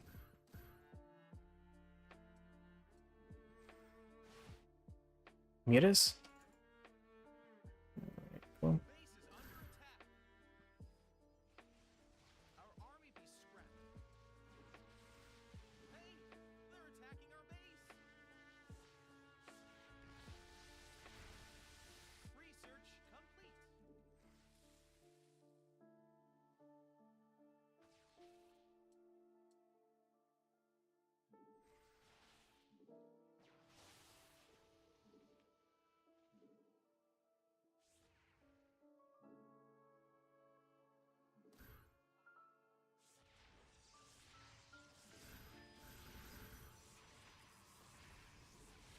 Base is under attack. Hey, they're attacking our base.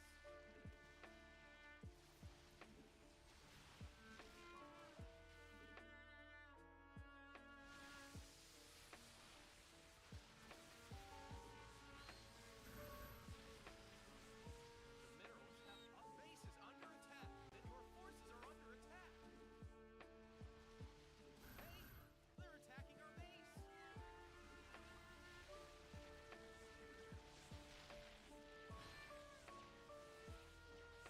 Base is under attack.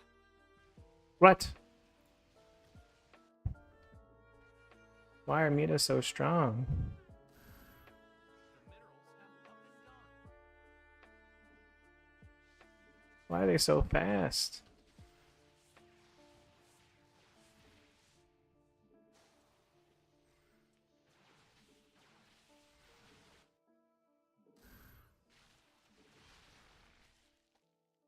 Mineral field depleted. Hey, they're attacking our base. Base is under attack. Our army be scrapped. Oh.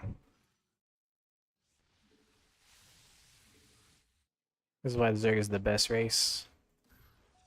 They can instantly obliterate your economy somewhat effortlessly.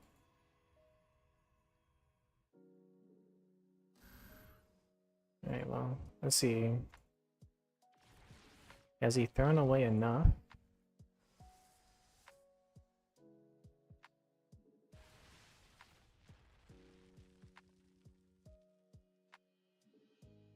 Does he have lurkers?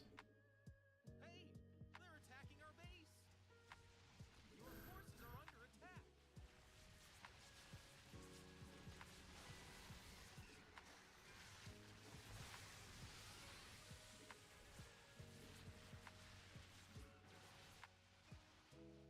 Wow.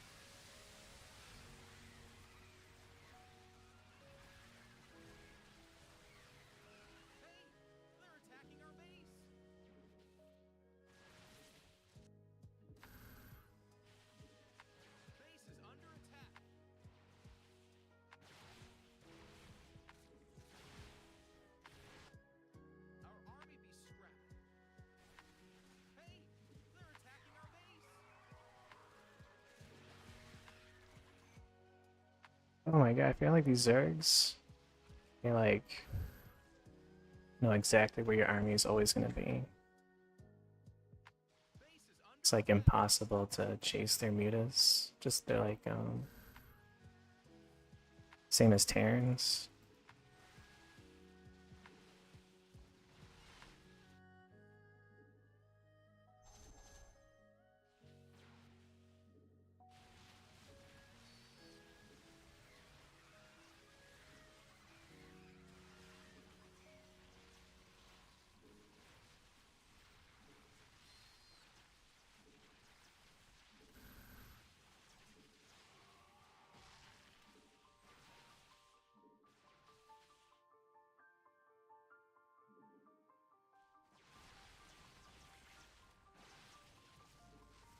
He did play it right, so good game. The mutas are way... Mutas and Banelings are just way too strong of a combination.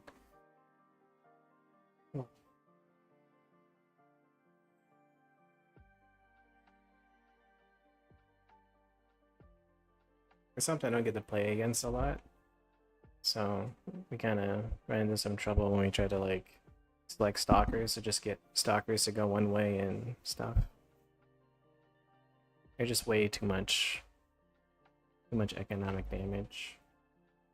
That's kind of another thing that's kind of a problem with Zerg is the fact that they can too easily destroy the economy of Terran and Protoss while also being able to make a shit ton of economy really fast. Right?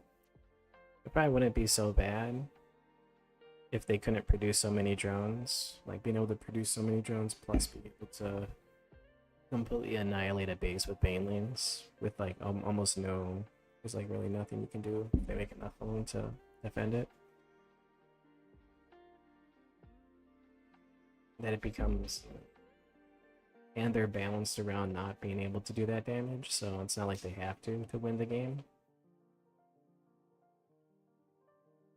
That's like, you know... We did almost win with the counter punch, but...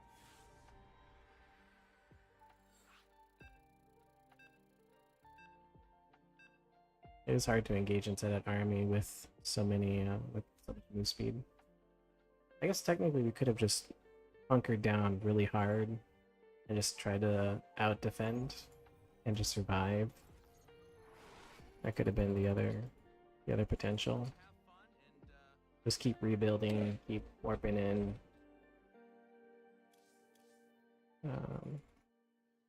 As long as we just don't die. Probably win that one.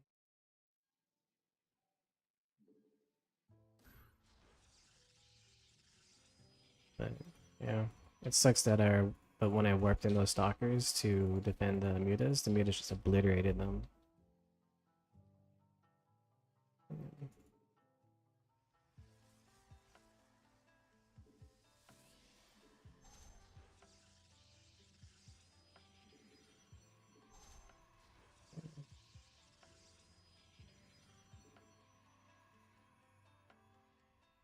I'd probably complain less about Zerg if they weren't so dishonest with how strong their units are.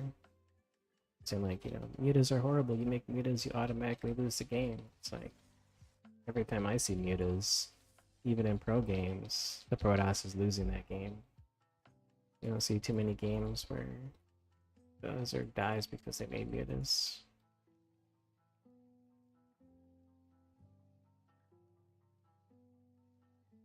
That's one thing I kind of like about Stormgate, is that air units don't stack. I think that is a huge balance to the air units. Is not letting them stack in the same spot.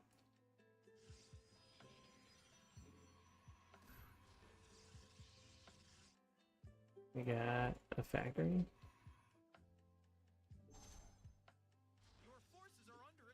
Marine. Okay. We know it's not a Reaper. It's good. I guess I'll go for a sentry first.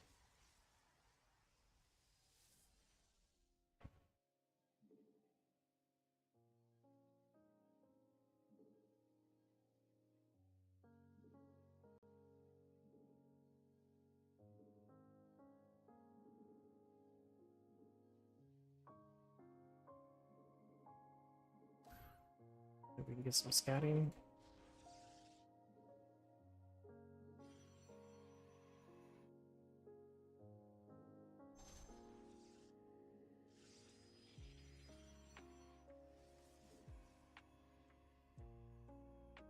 I'm not gonna try and do a time. I'll play a little bit defensive, so that way that allows us to go ahead and make the stalker.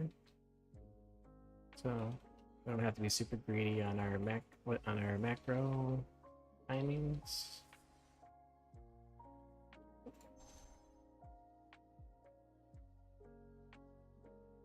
I think we'll just do 3 gateways unless we scout. It's like a 1 base.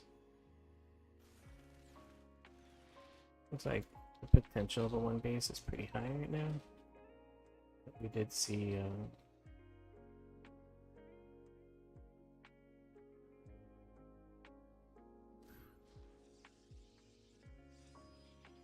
so we will want to go for Robo. Wish I had the ability to confirm that 1 base.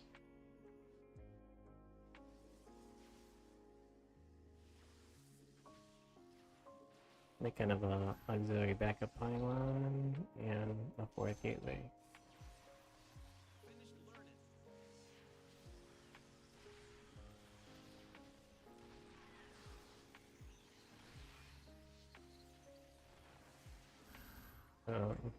Kind of a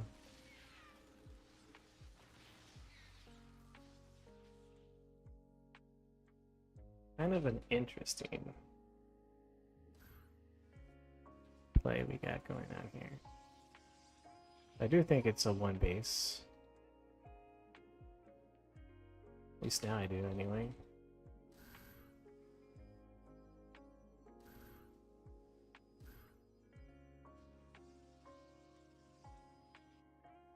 Is repairing. So we just kind of want to buy time. Remake any things that we're losing. Research complete.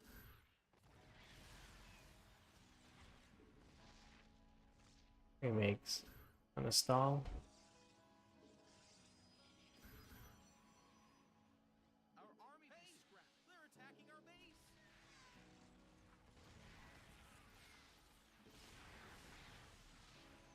God damn. What a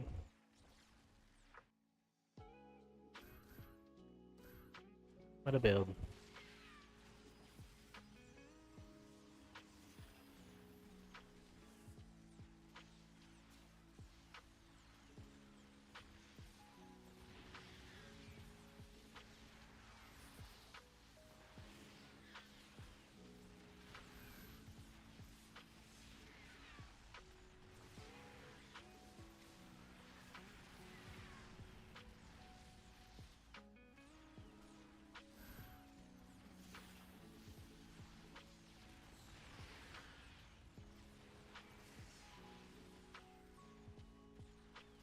Damn. Damn, I needed the probe pull this one.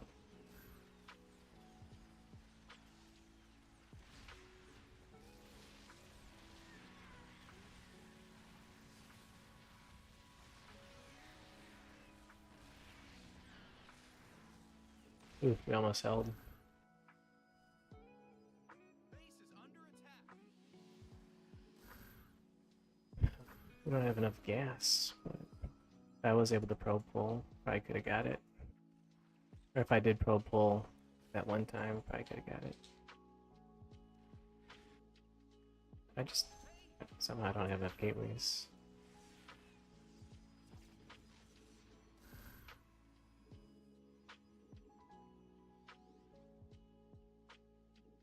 I think it's too late.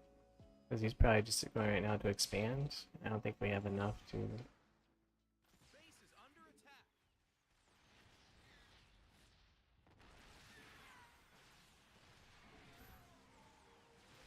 Your forces are under attack.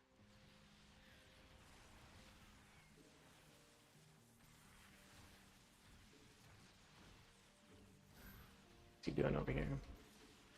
Hey, cool again.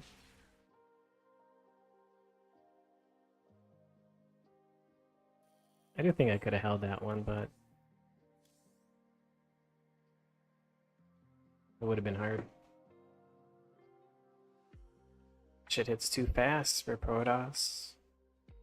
We need the old warp gate back. Warp gate research has been nerfed a long time ago to take longer to research because Protoss was able to be too aggressive. Like they were hitting timings too quickly. Well, now Protoss is on the receiving end of timings that hit way too quickly. And it's just so hard to defend them. That had to be like a double factory opener. Like, there had to be like one factory making siege tanks and one factory but double pumping cyclones. Because he had more than one siege tank at the end there. He had like, yeah, it's like, I guess maybe when I first see that, I think, should I just pro pull? If he attacks that early, should I just pro pull immediately, take out the tank, push him back? Do I even have enough to be able to pro pull that early?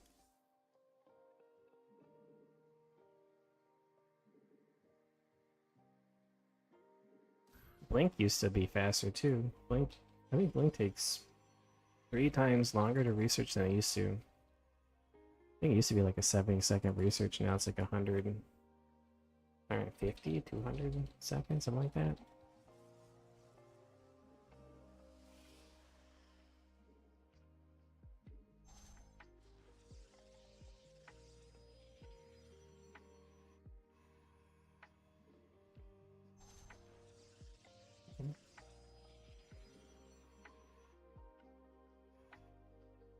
Okay. No. Oh, he got it. Okay. That's fine.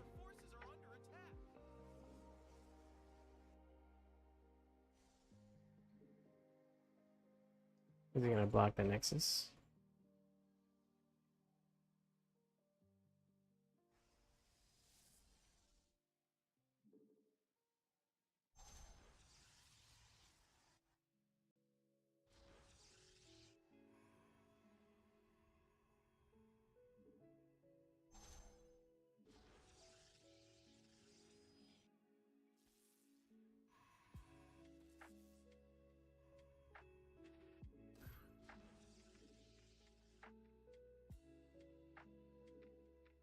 I feel like heal proxy or I feel like that's probably a good proxy to do.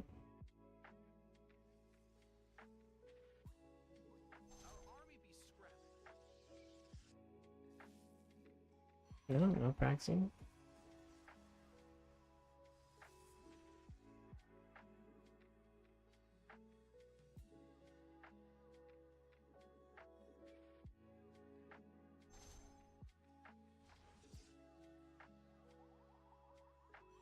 Well, it's still a possibility of proxy, so as we don't see that probe.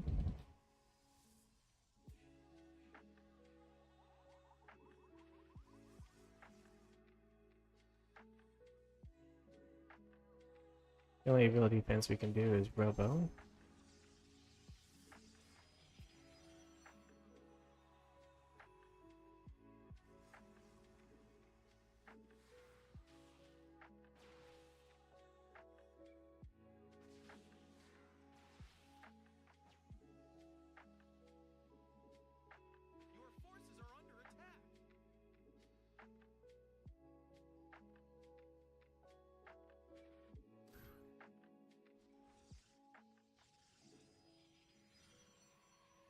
It's unfortunate. Have to get those. Oh man.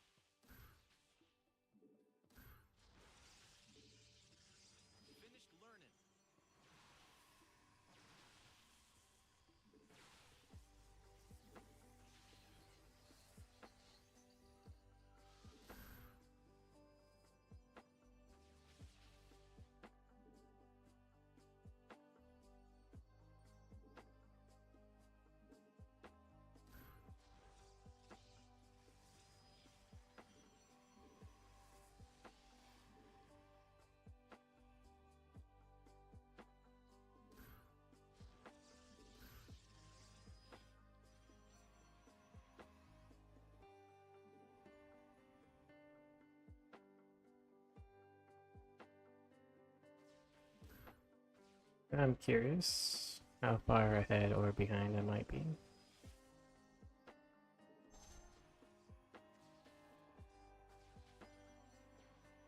I doubt he's going for. We're gonna do the robo attack. I mean,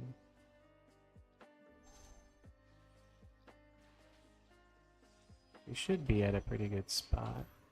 I don't want to. I don't want to scout. Let's see, can we just go? It's kind of gateways. I'm expecting to have expanded again. So.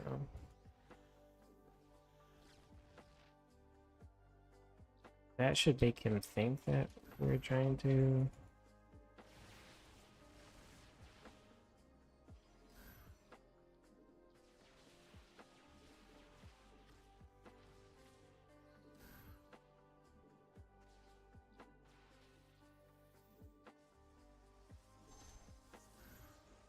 Our army be scrapped.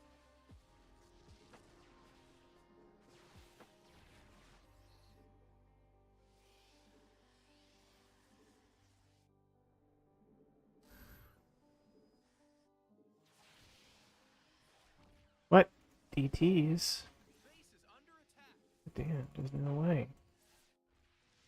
Your This forces are kid. under attack. Hey, they're attacking our base. Wow.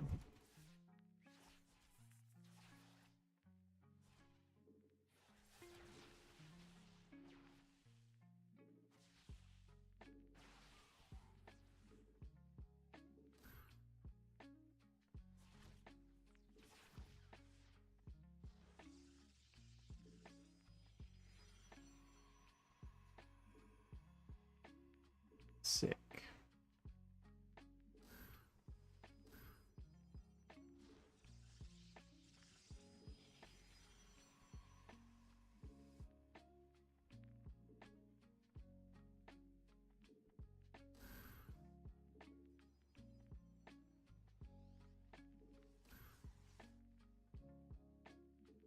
Our army be scrapped.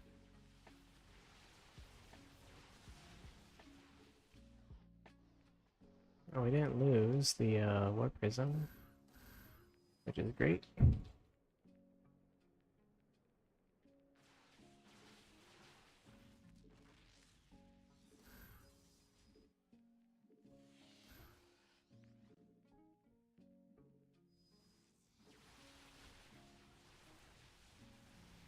Mineral field depleted.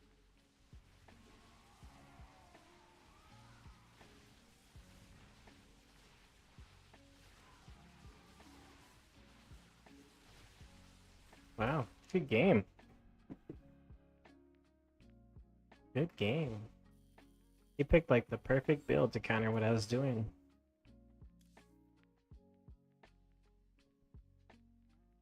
Like I was trying to be overly aggressive. He went for quick DTs, which usually is not great, but was good against what I was doing. Because I was trying to do a pretty sharp timing.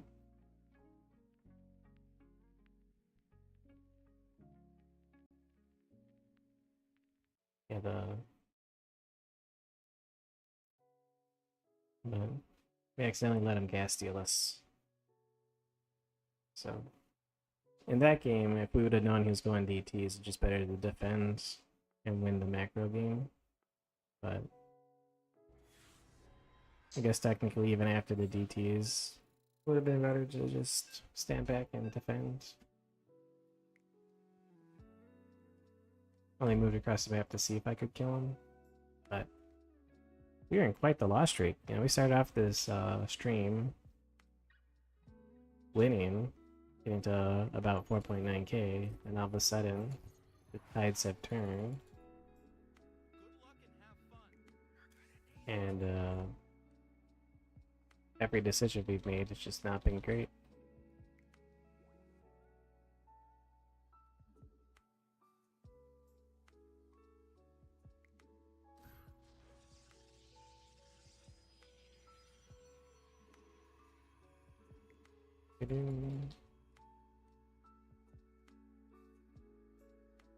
But, you know, that's what happens. Can't beat yourself up because, like, at least, you know, like, in my situation, my excuses are just more just unfamiliar with the strategies I'm playing against.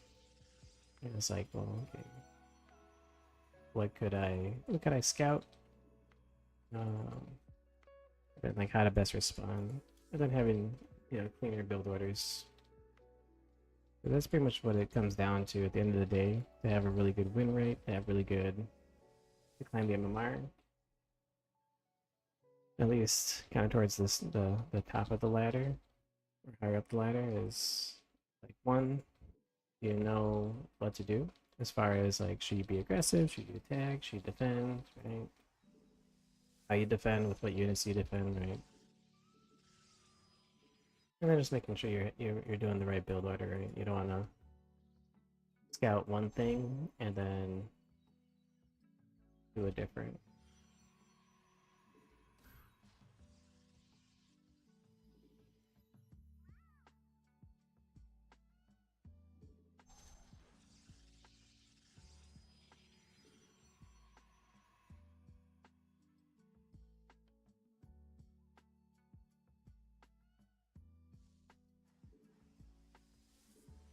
And sentry first. Because we did double gas, I kind of really want to see what he's doing. Your forces are We under got attack. Marine.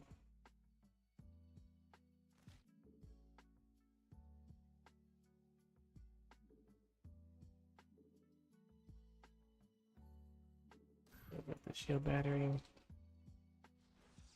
Is this the same guy I played? You're the one that did like that weird cyclone tank all-in? One thing that we will do better is send the scout in a way that hopefully doesn't get just completely intercepted by those units. We'll make it Oracle, scout. We'll come this way because we want to see that experience.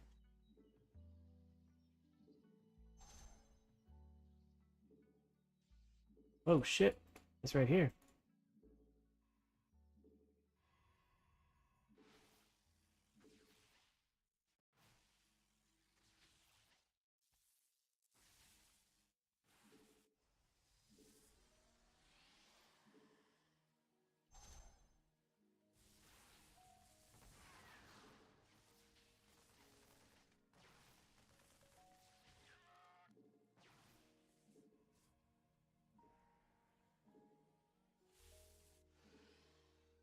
Research complete.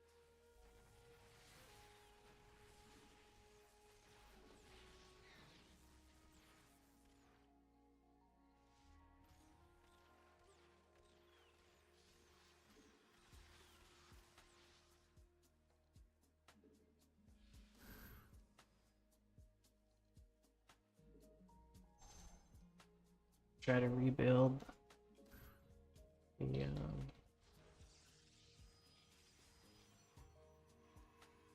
tech lab. We're gonna probe pull again and go and crush. One more warp in though. So.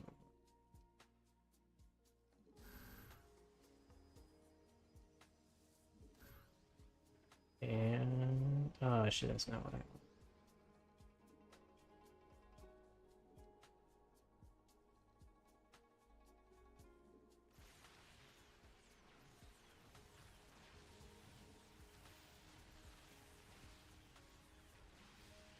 Our army be scrapping.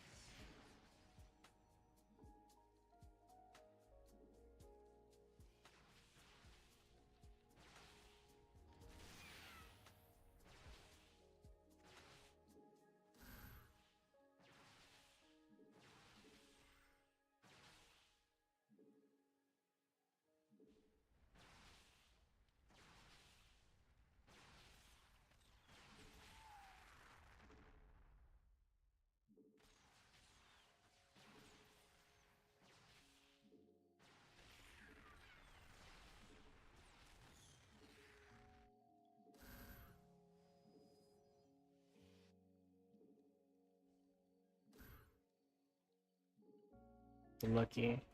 It's a bad proxy from him.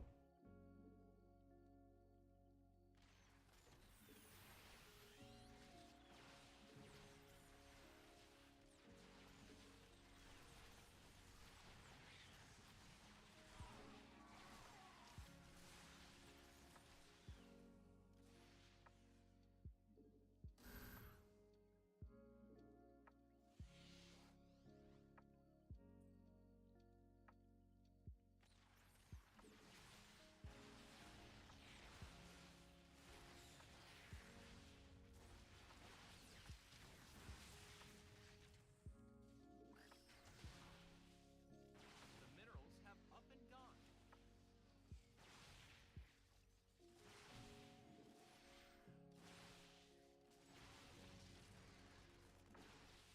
Oh shit. Army be scrapped.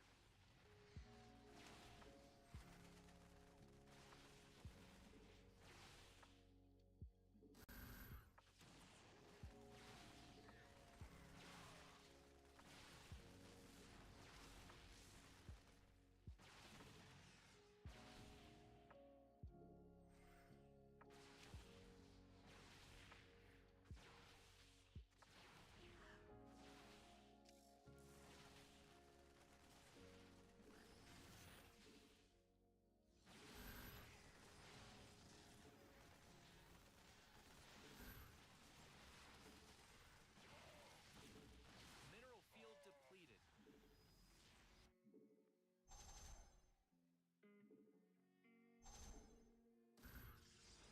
Your forces are under attack. The minerals have up and gone.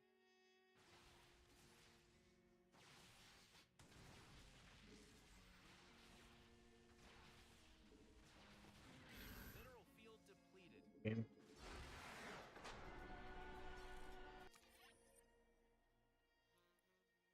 Oh, was lucky. Lucky we saw the.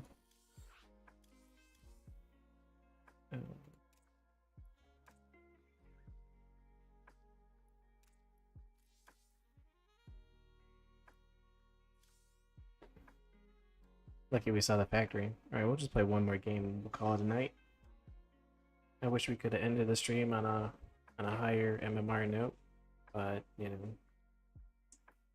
sometimes it's just not meant to be. But at least we kind of proved that we're capable of beating 5K players. We almost got to 4-9. Just broke it a couple times. But what can you say? We're playing at 1:24 in the morning. I'm a little bit tired for the day. So. But the moral of the story. Is your build order needs to be better. My build order needs to be better. Your build order needs to be better. Build order is the most important thing. Rank 200, I am the bottom of Grandmaster. I'll get it back. We'll get it back off stream. On stream, whatever. At least you guys know I'm capable of at least 4-9-9-5. We got our peak tonight. 4 Terrans, alright. I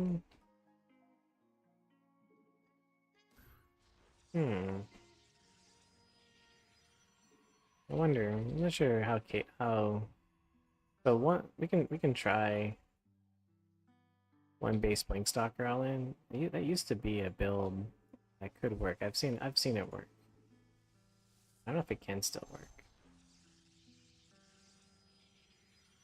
But we'll try it. We'll see. We'll see if we can do it.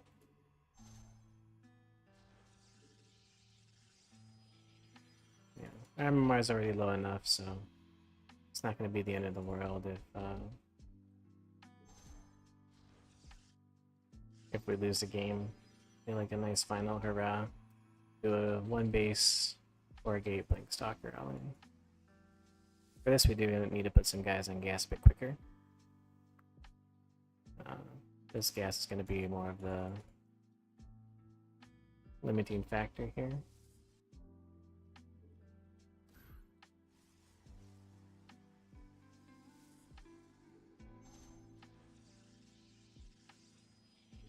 This will work a lot better if he doesn't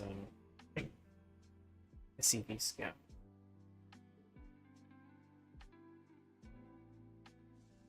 Because then the bill will hit perhaps a little bit too quickly. We're only going to put 2 gates here. We're going to proxy the rest. We'll try to proxy 1 gate a bit closer to his base.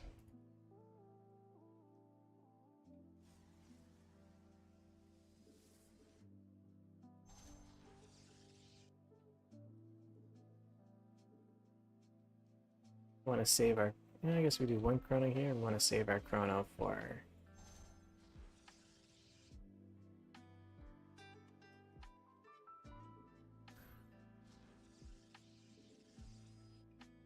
this bad boy.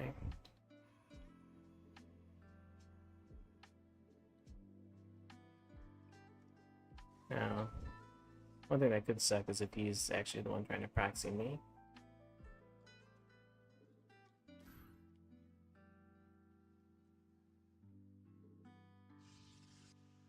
Oh, damn.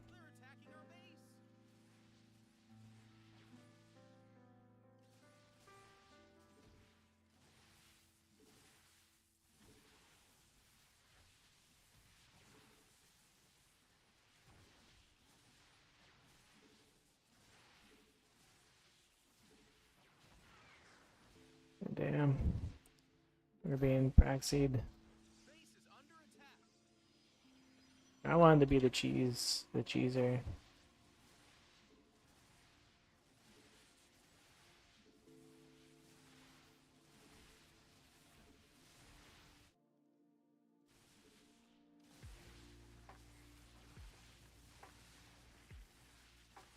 Again. Was it the same guy? I'll play one more. It is the same guy. It's the king of cheese over here.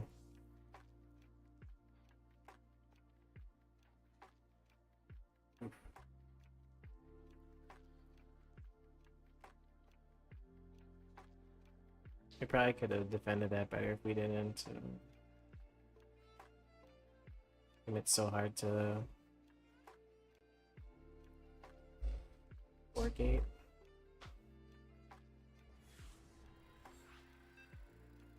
I'm surprised he didn't just go home when he saw there was no expansion. He just kind of went up into it.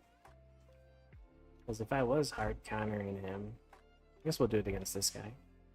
If I was trying to hard counter him, there's no way he would have won with the proxy marauders. Good luck, have fun, and Usually, beat 'em, probably. I guess it could have been we go proxy void raise would have been a potential idea.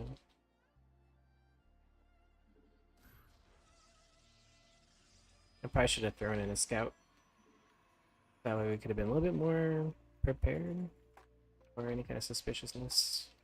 Or could just make a blind shield battery. That could be another potential. Yeah. Maybe a blind shield battery. The thing that sucks about that, though, is the...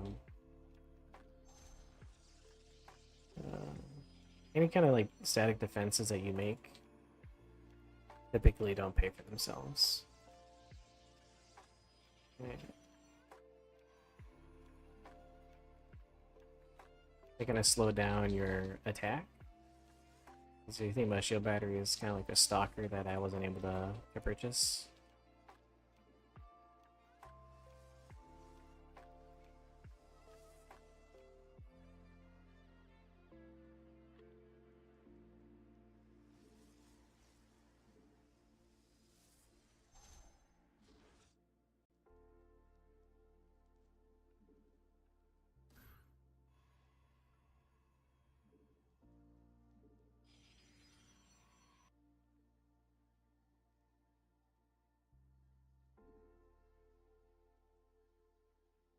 So we will go 2 gateways. I should make this a bit quicker, just in case it is Proxy Marauder again or something like that.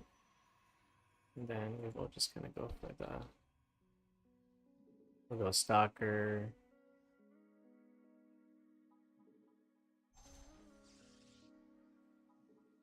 this, and we'll grab a shield battery. Just like right here can be good. Be a bit safer. Now we'll go and try a bit more of a scout off.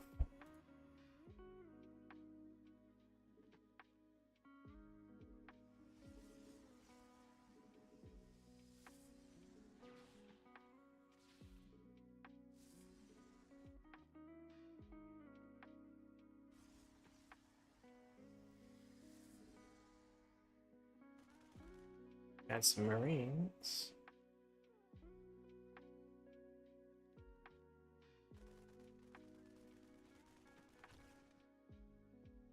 That's interesting.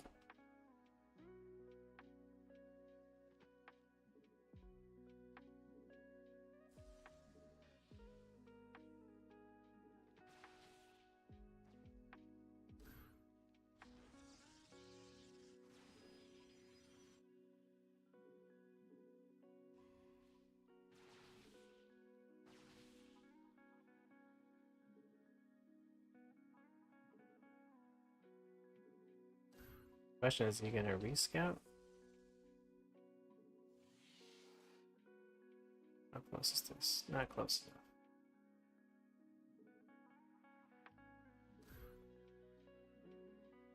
Research complete.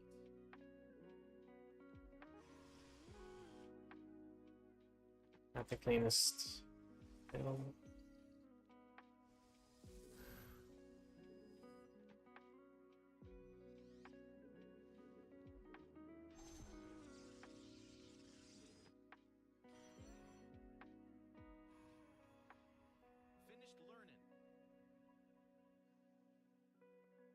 Finished learning. Finished learning. Should I go now? I want one more build. The downside here is that I really don't have a way to see up. So I have to just kind of hope and pray for the best here.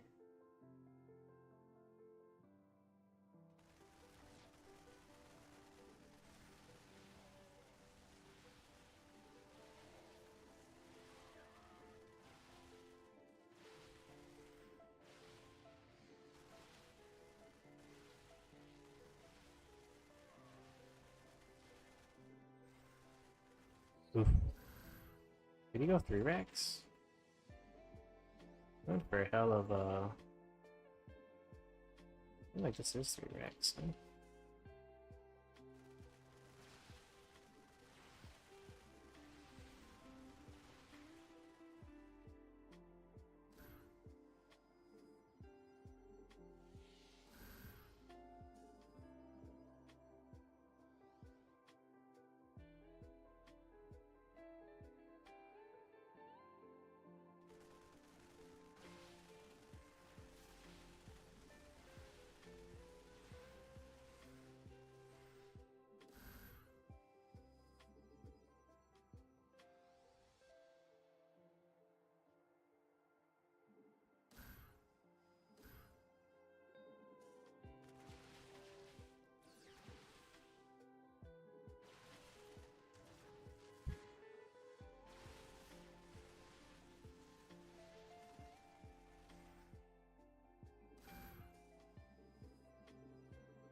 The stims are good for me. They're also bad for me.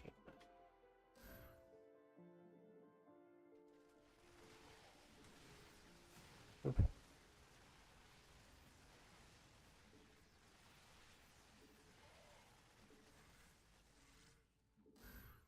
Oh well. Hey, cooking. Alright, I want to play one more. One base blink is not the right build, I guess.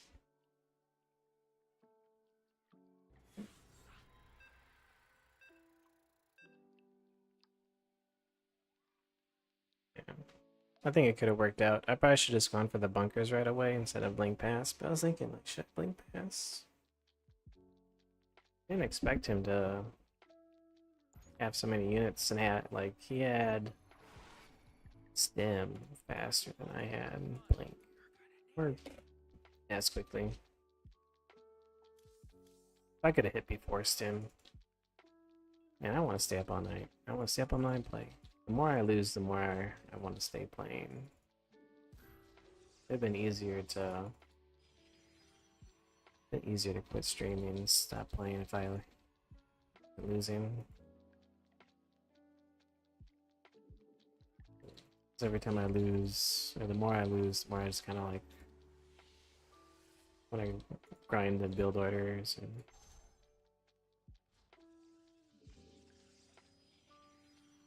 overcome weakness. I just need a vacation somewhere where it's just me and a computer.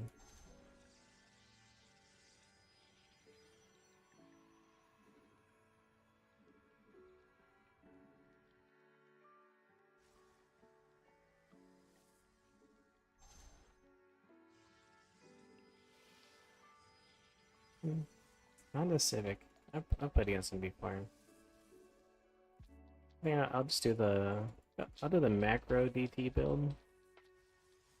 So it does hit slower, so it is vulnerable to someone spamming out observers. But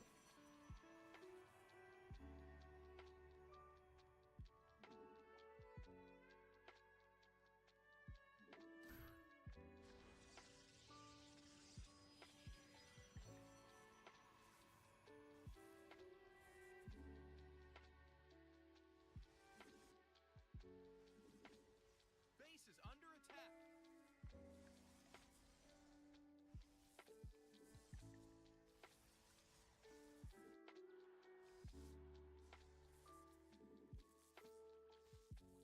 Our army be scrapping.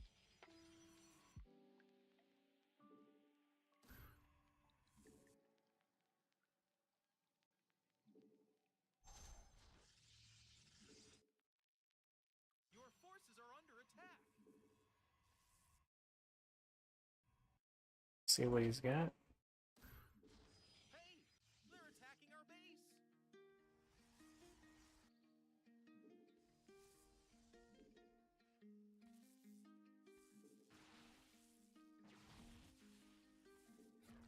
Did I cancel it in time? I think so. Hopefully. I have no idea.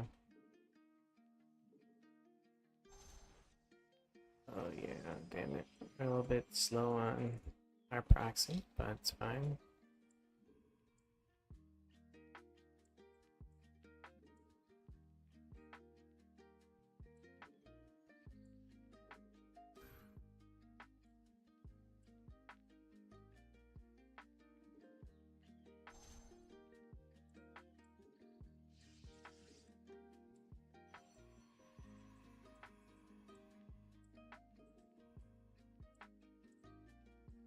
Make it look normal.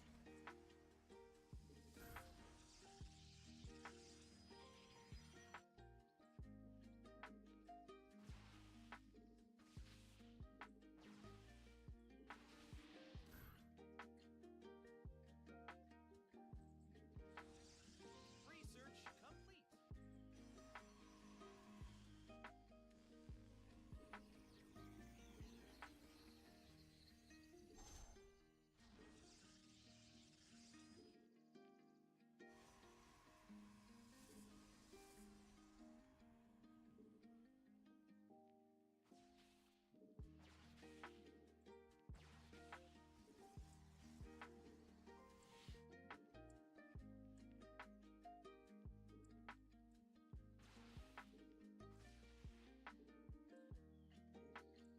System.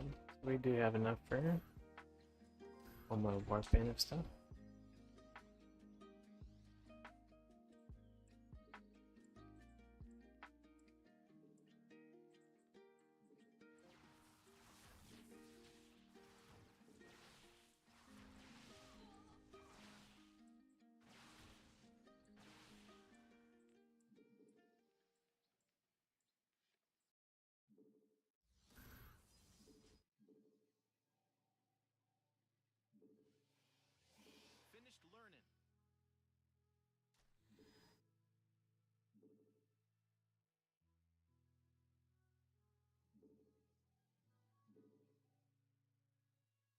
Macro D2 just means we get expansion if we can.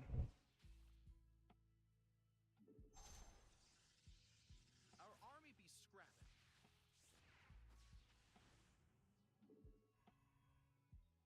scrapping. Nice. Cannons.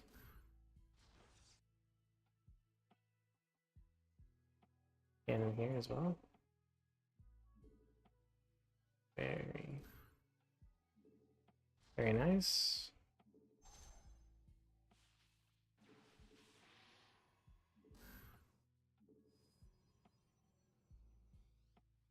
Well done. Nice defense.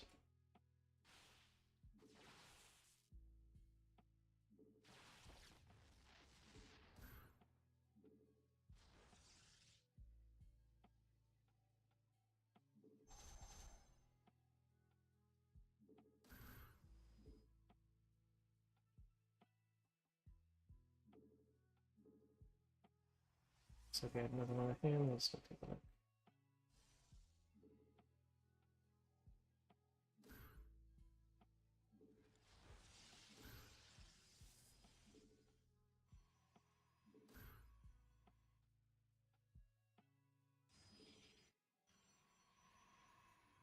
I think he did a pretty good job. Defended pretty well.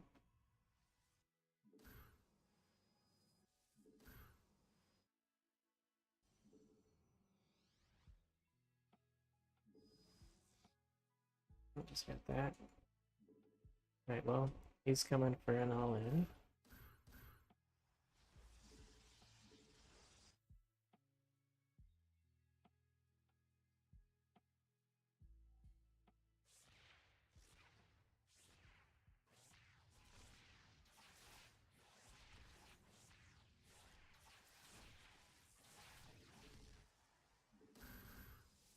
Base is under attack.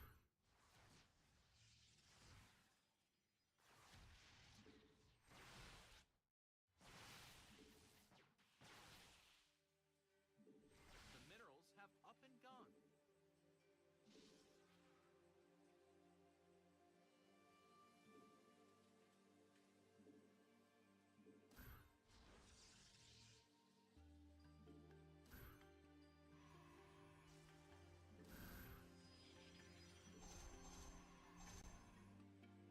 Your forces are under attack. What did I die? What died? Mineral field depleted.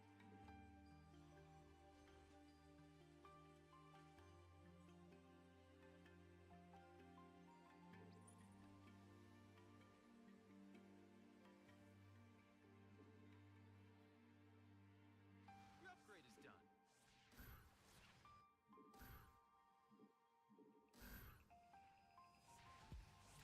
Our army be scrapping.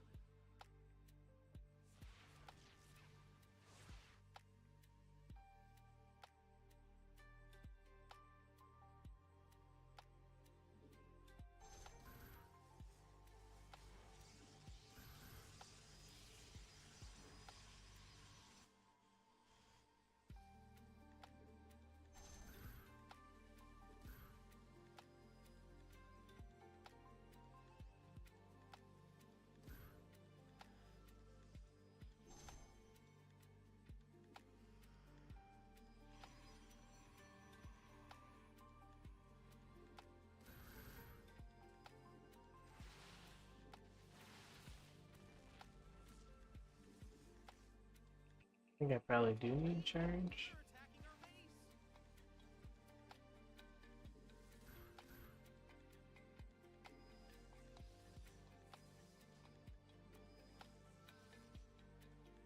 The minerals have up and gone.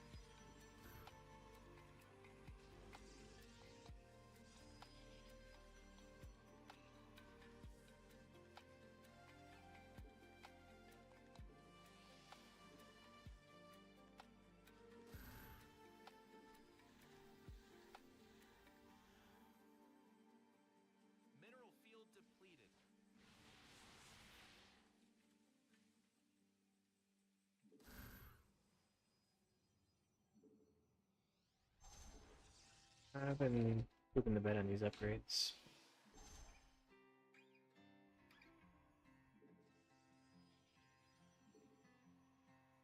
Definitely not playing my best this game. Research complete. Your forces are under attack. The minerals have upgrade complete. Okay, cool. We'll go and push that expansion if we can.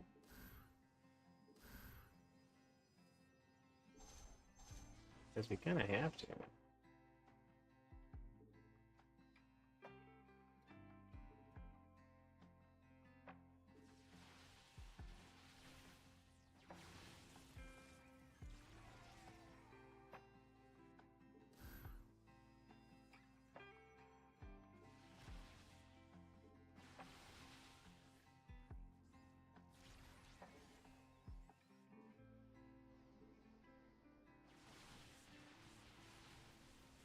Our army be scrapped.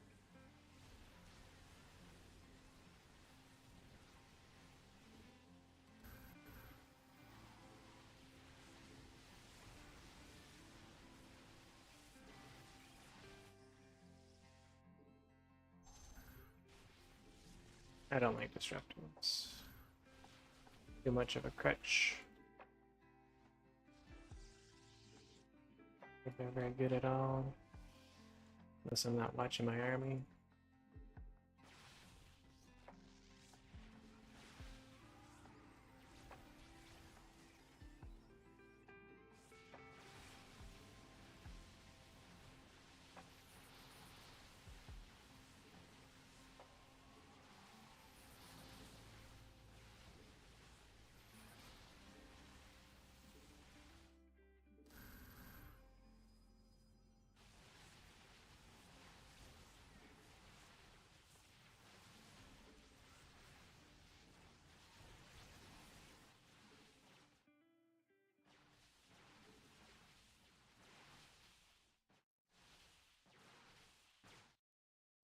Your forces are under attack.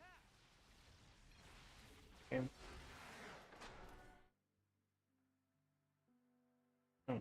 Disrupt resist is such a bad unit. They're too easy to micro against. Even in PvP. We've ruined our 80%. That one guy, that one loss. We need to win 3 more PvPs to get back to 80%. We're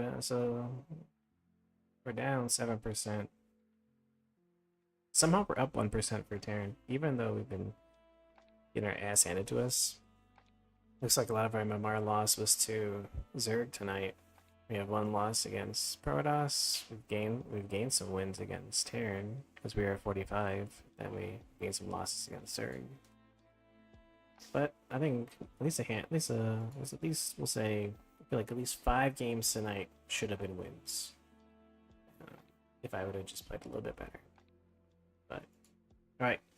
This is the final stream of the playlist. It's kinda like an attempt to prove to you guys that I could get to 4-8, but then we immediately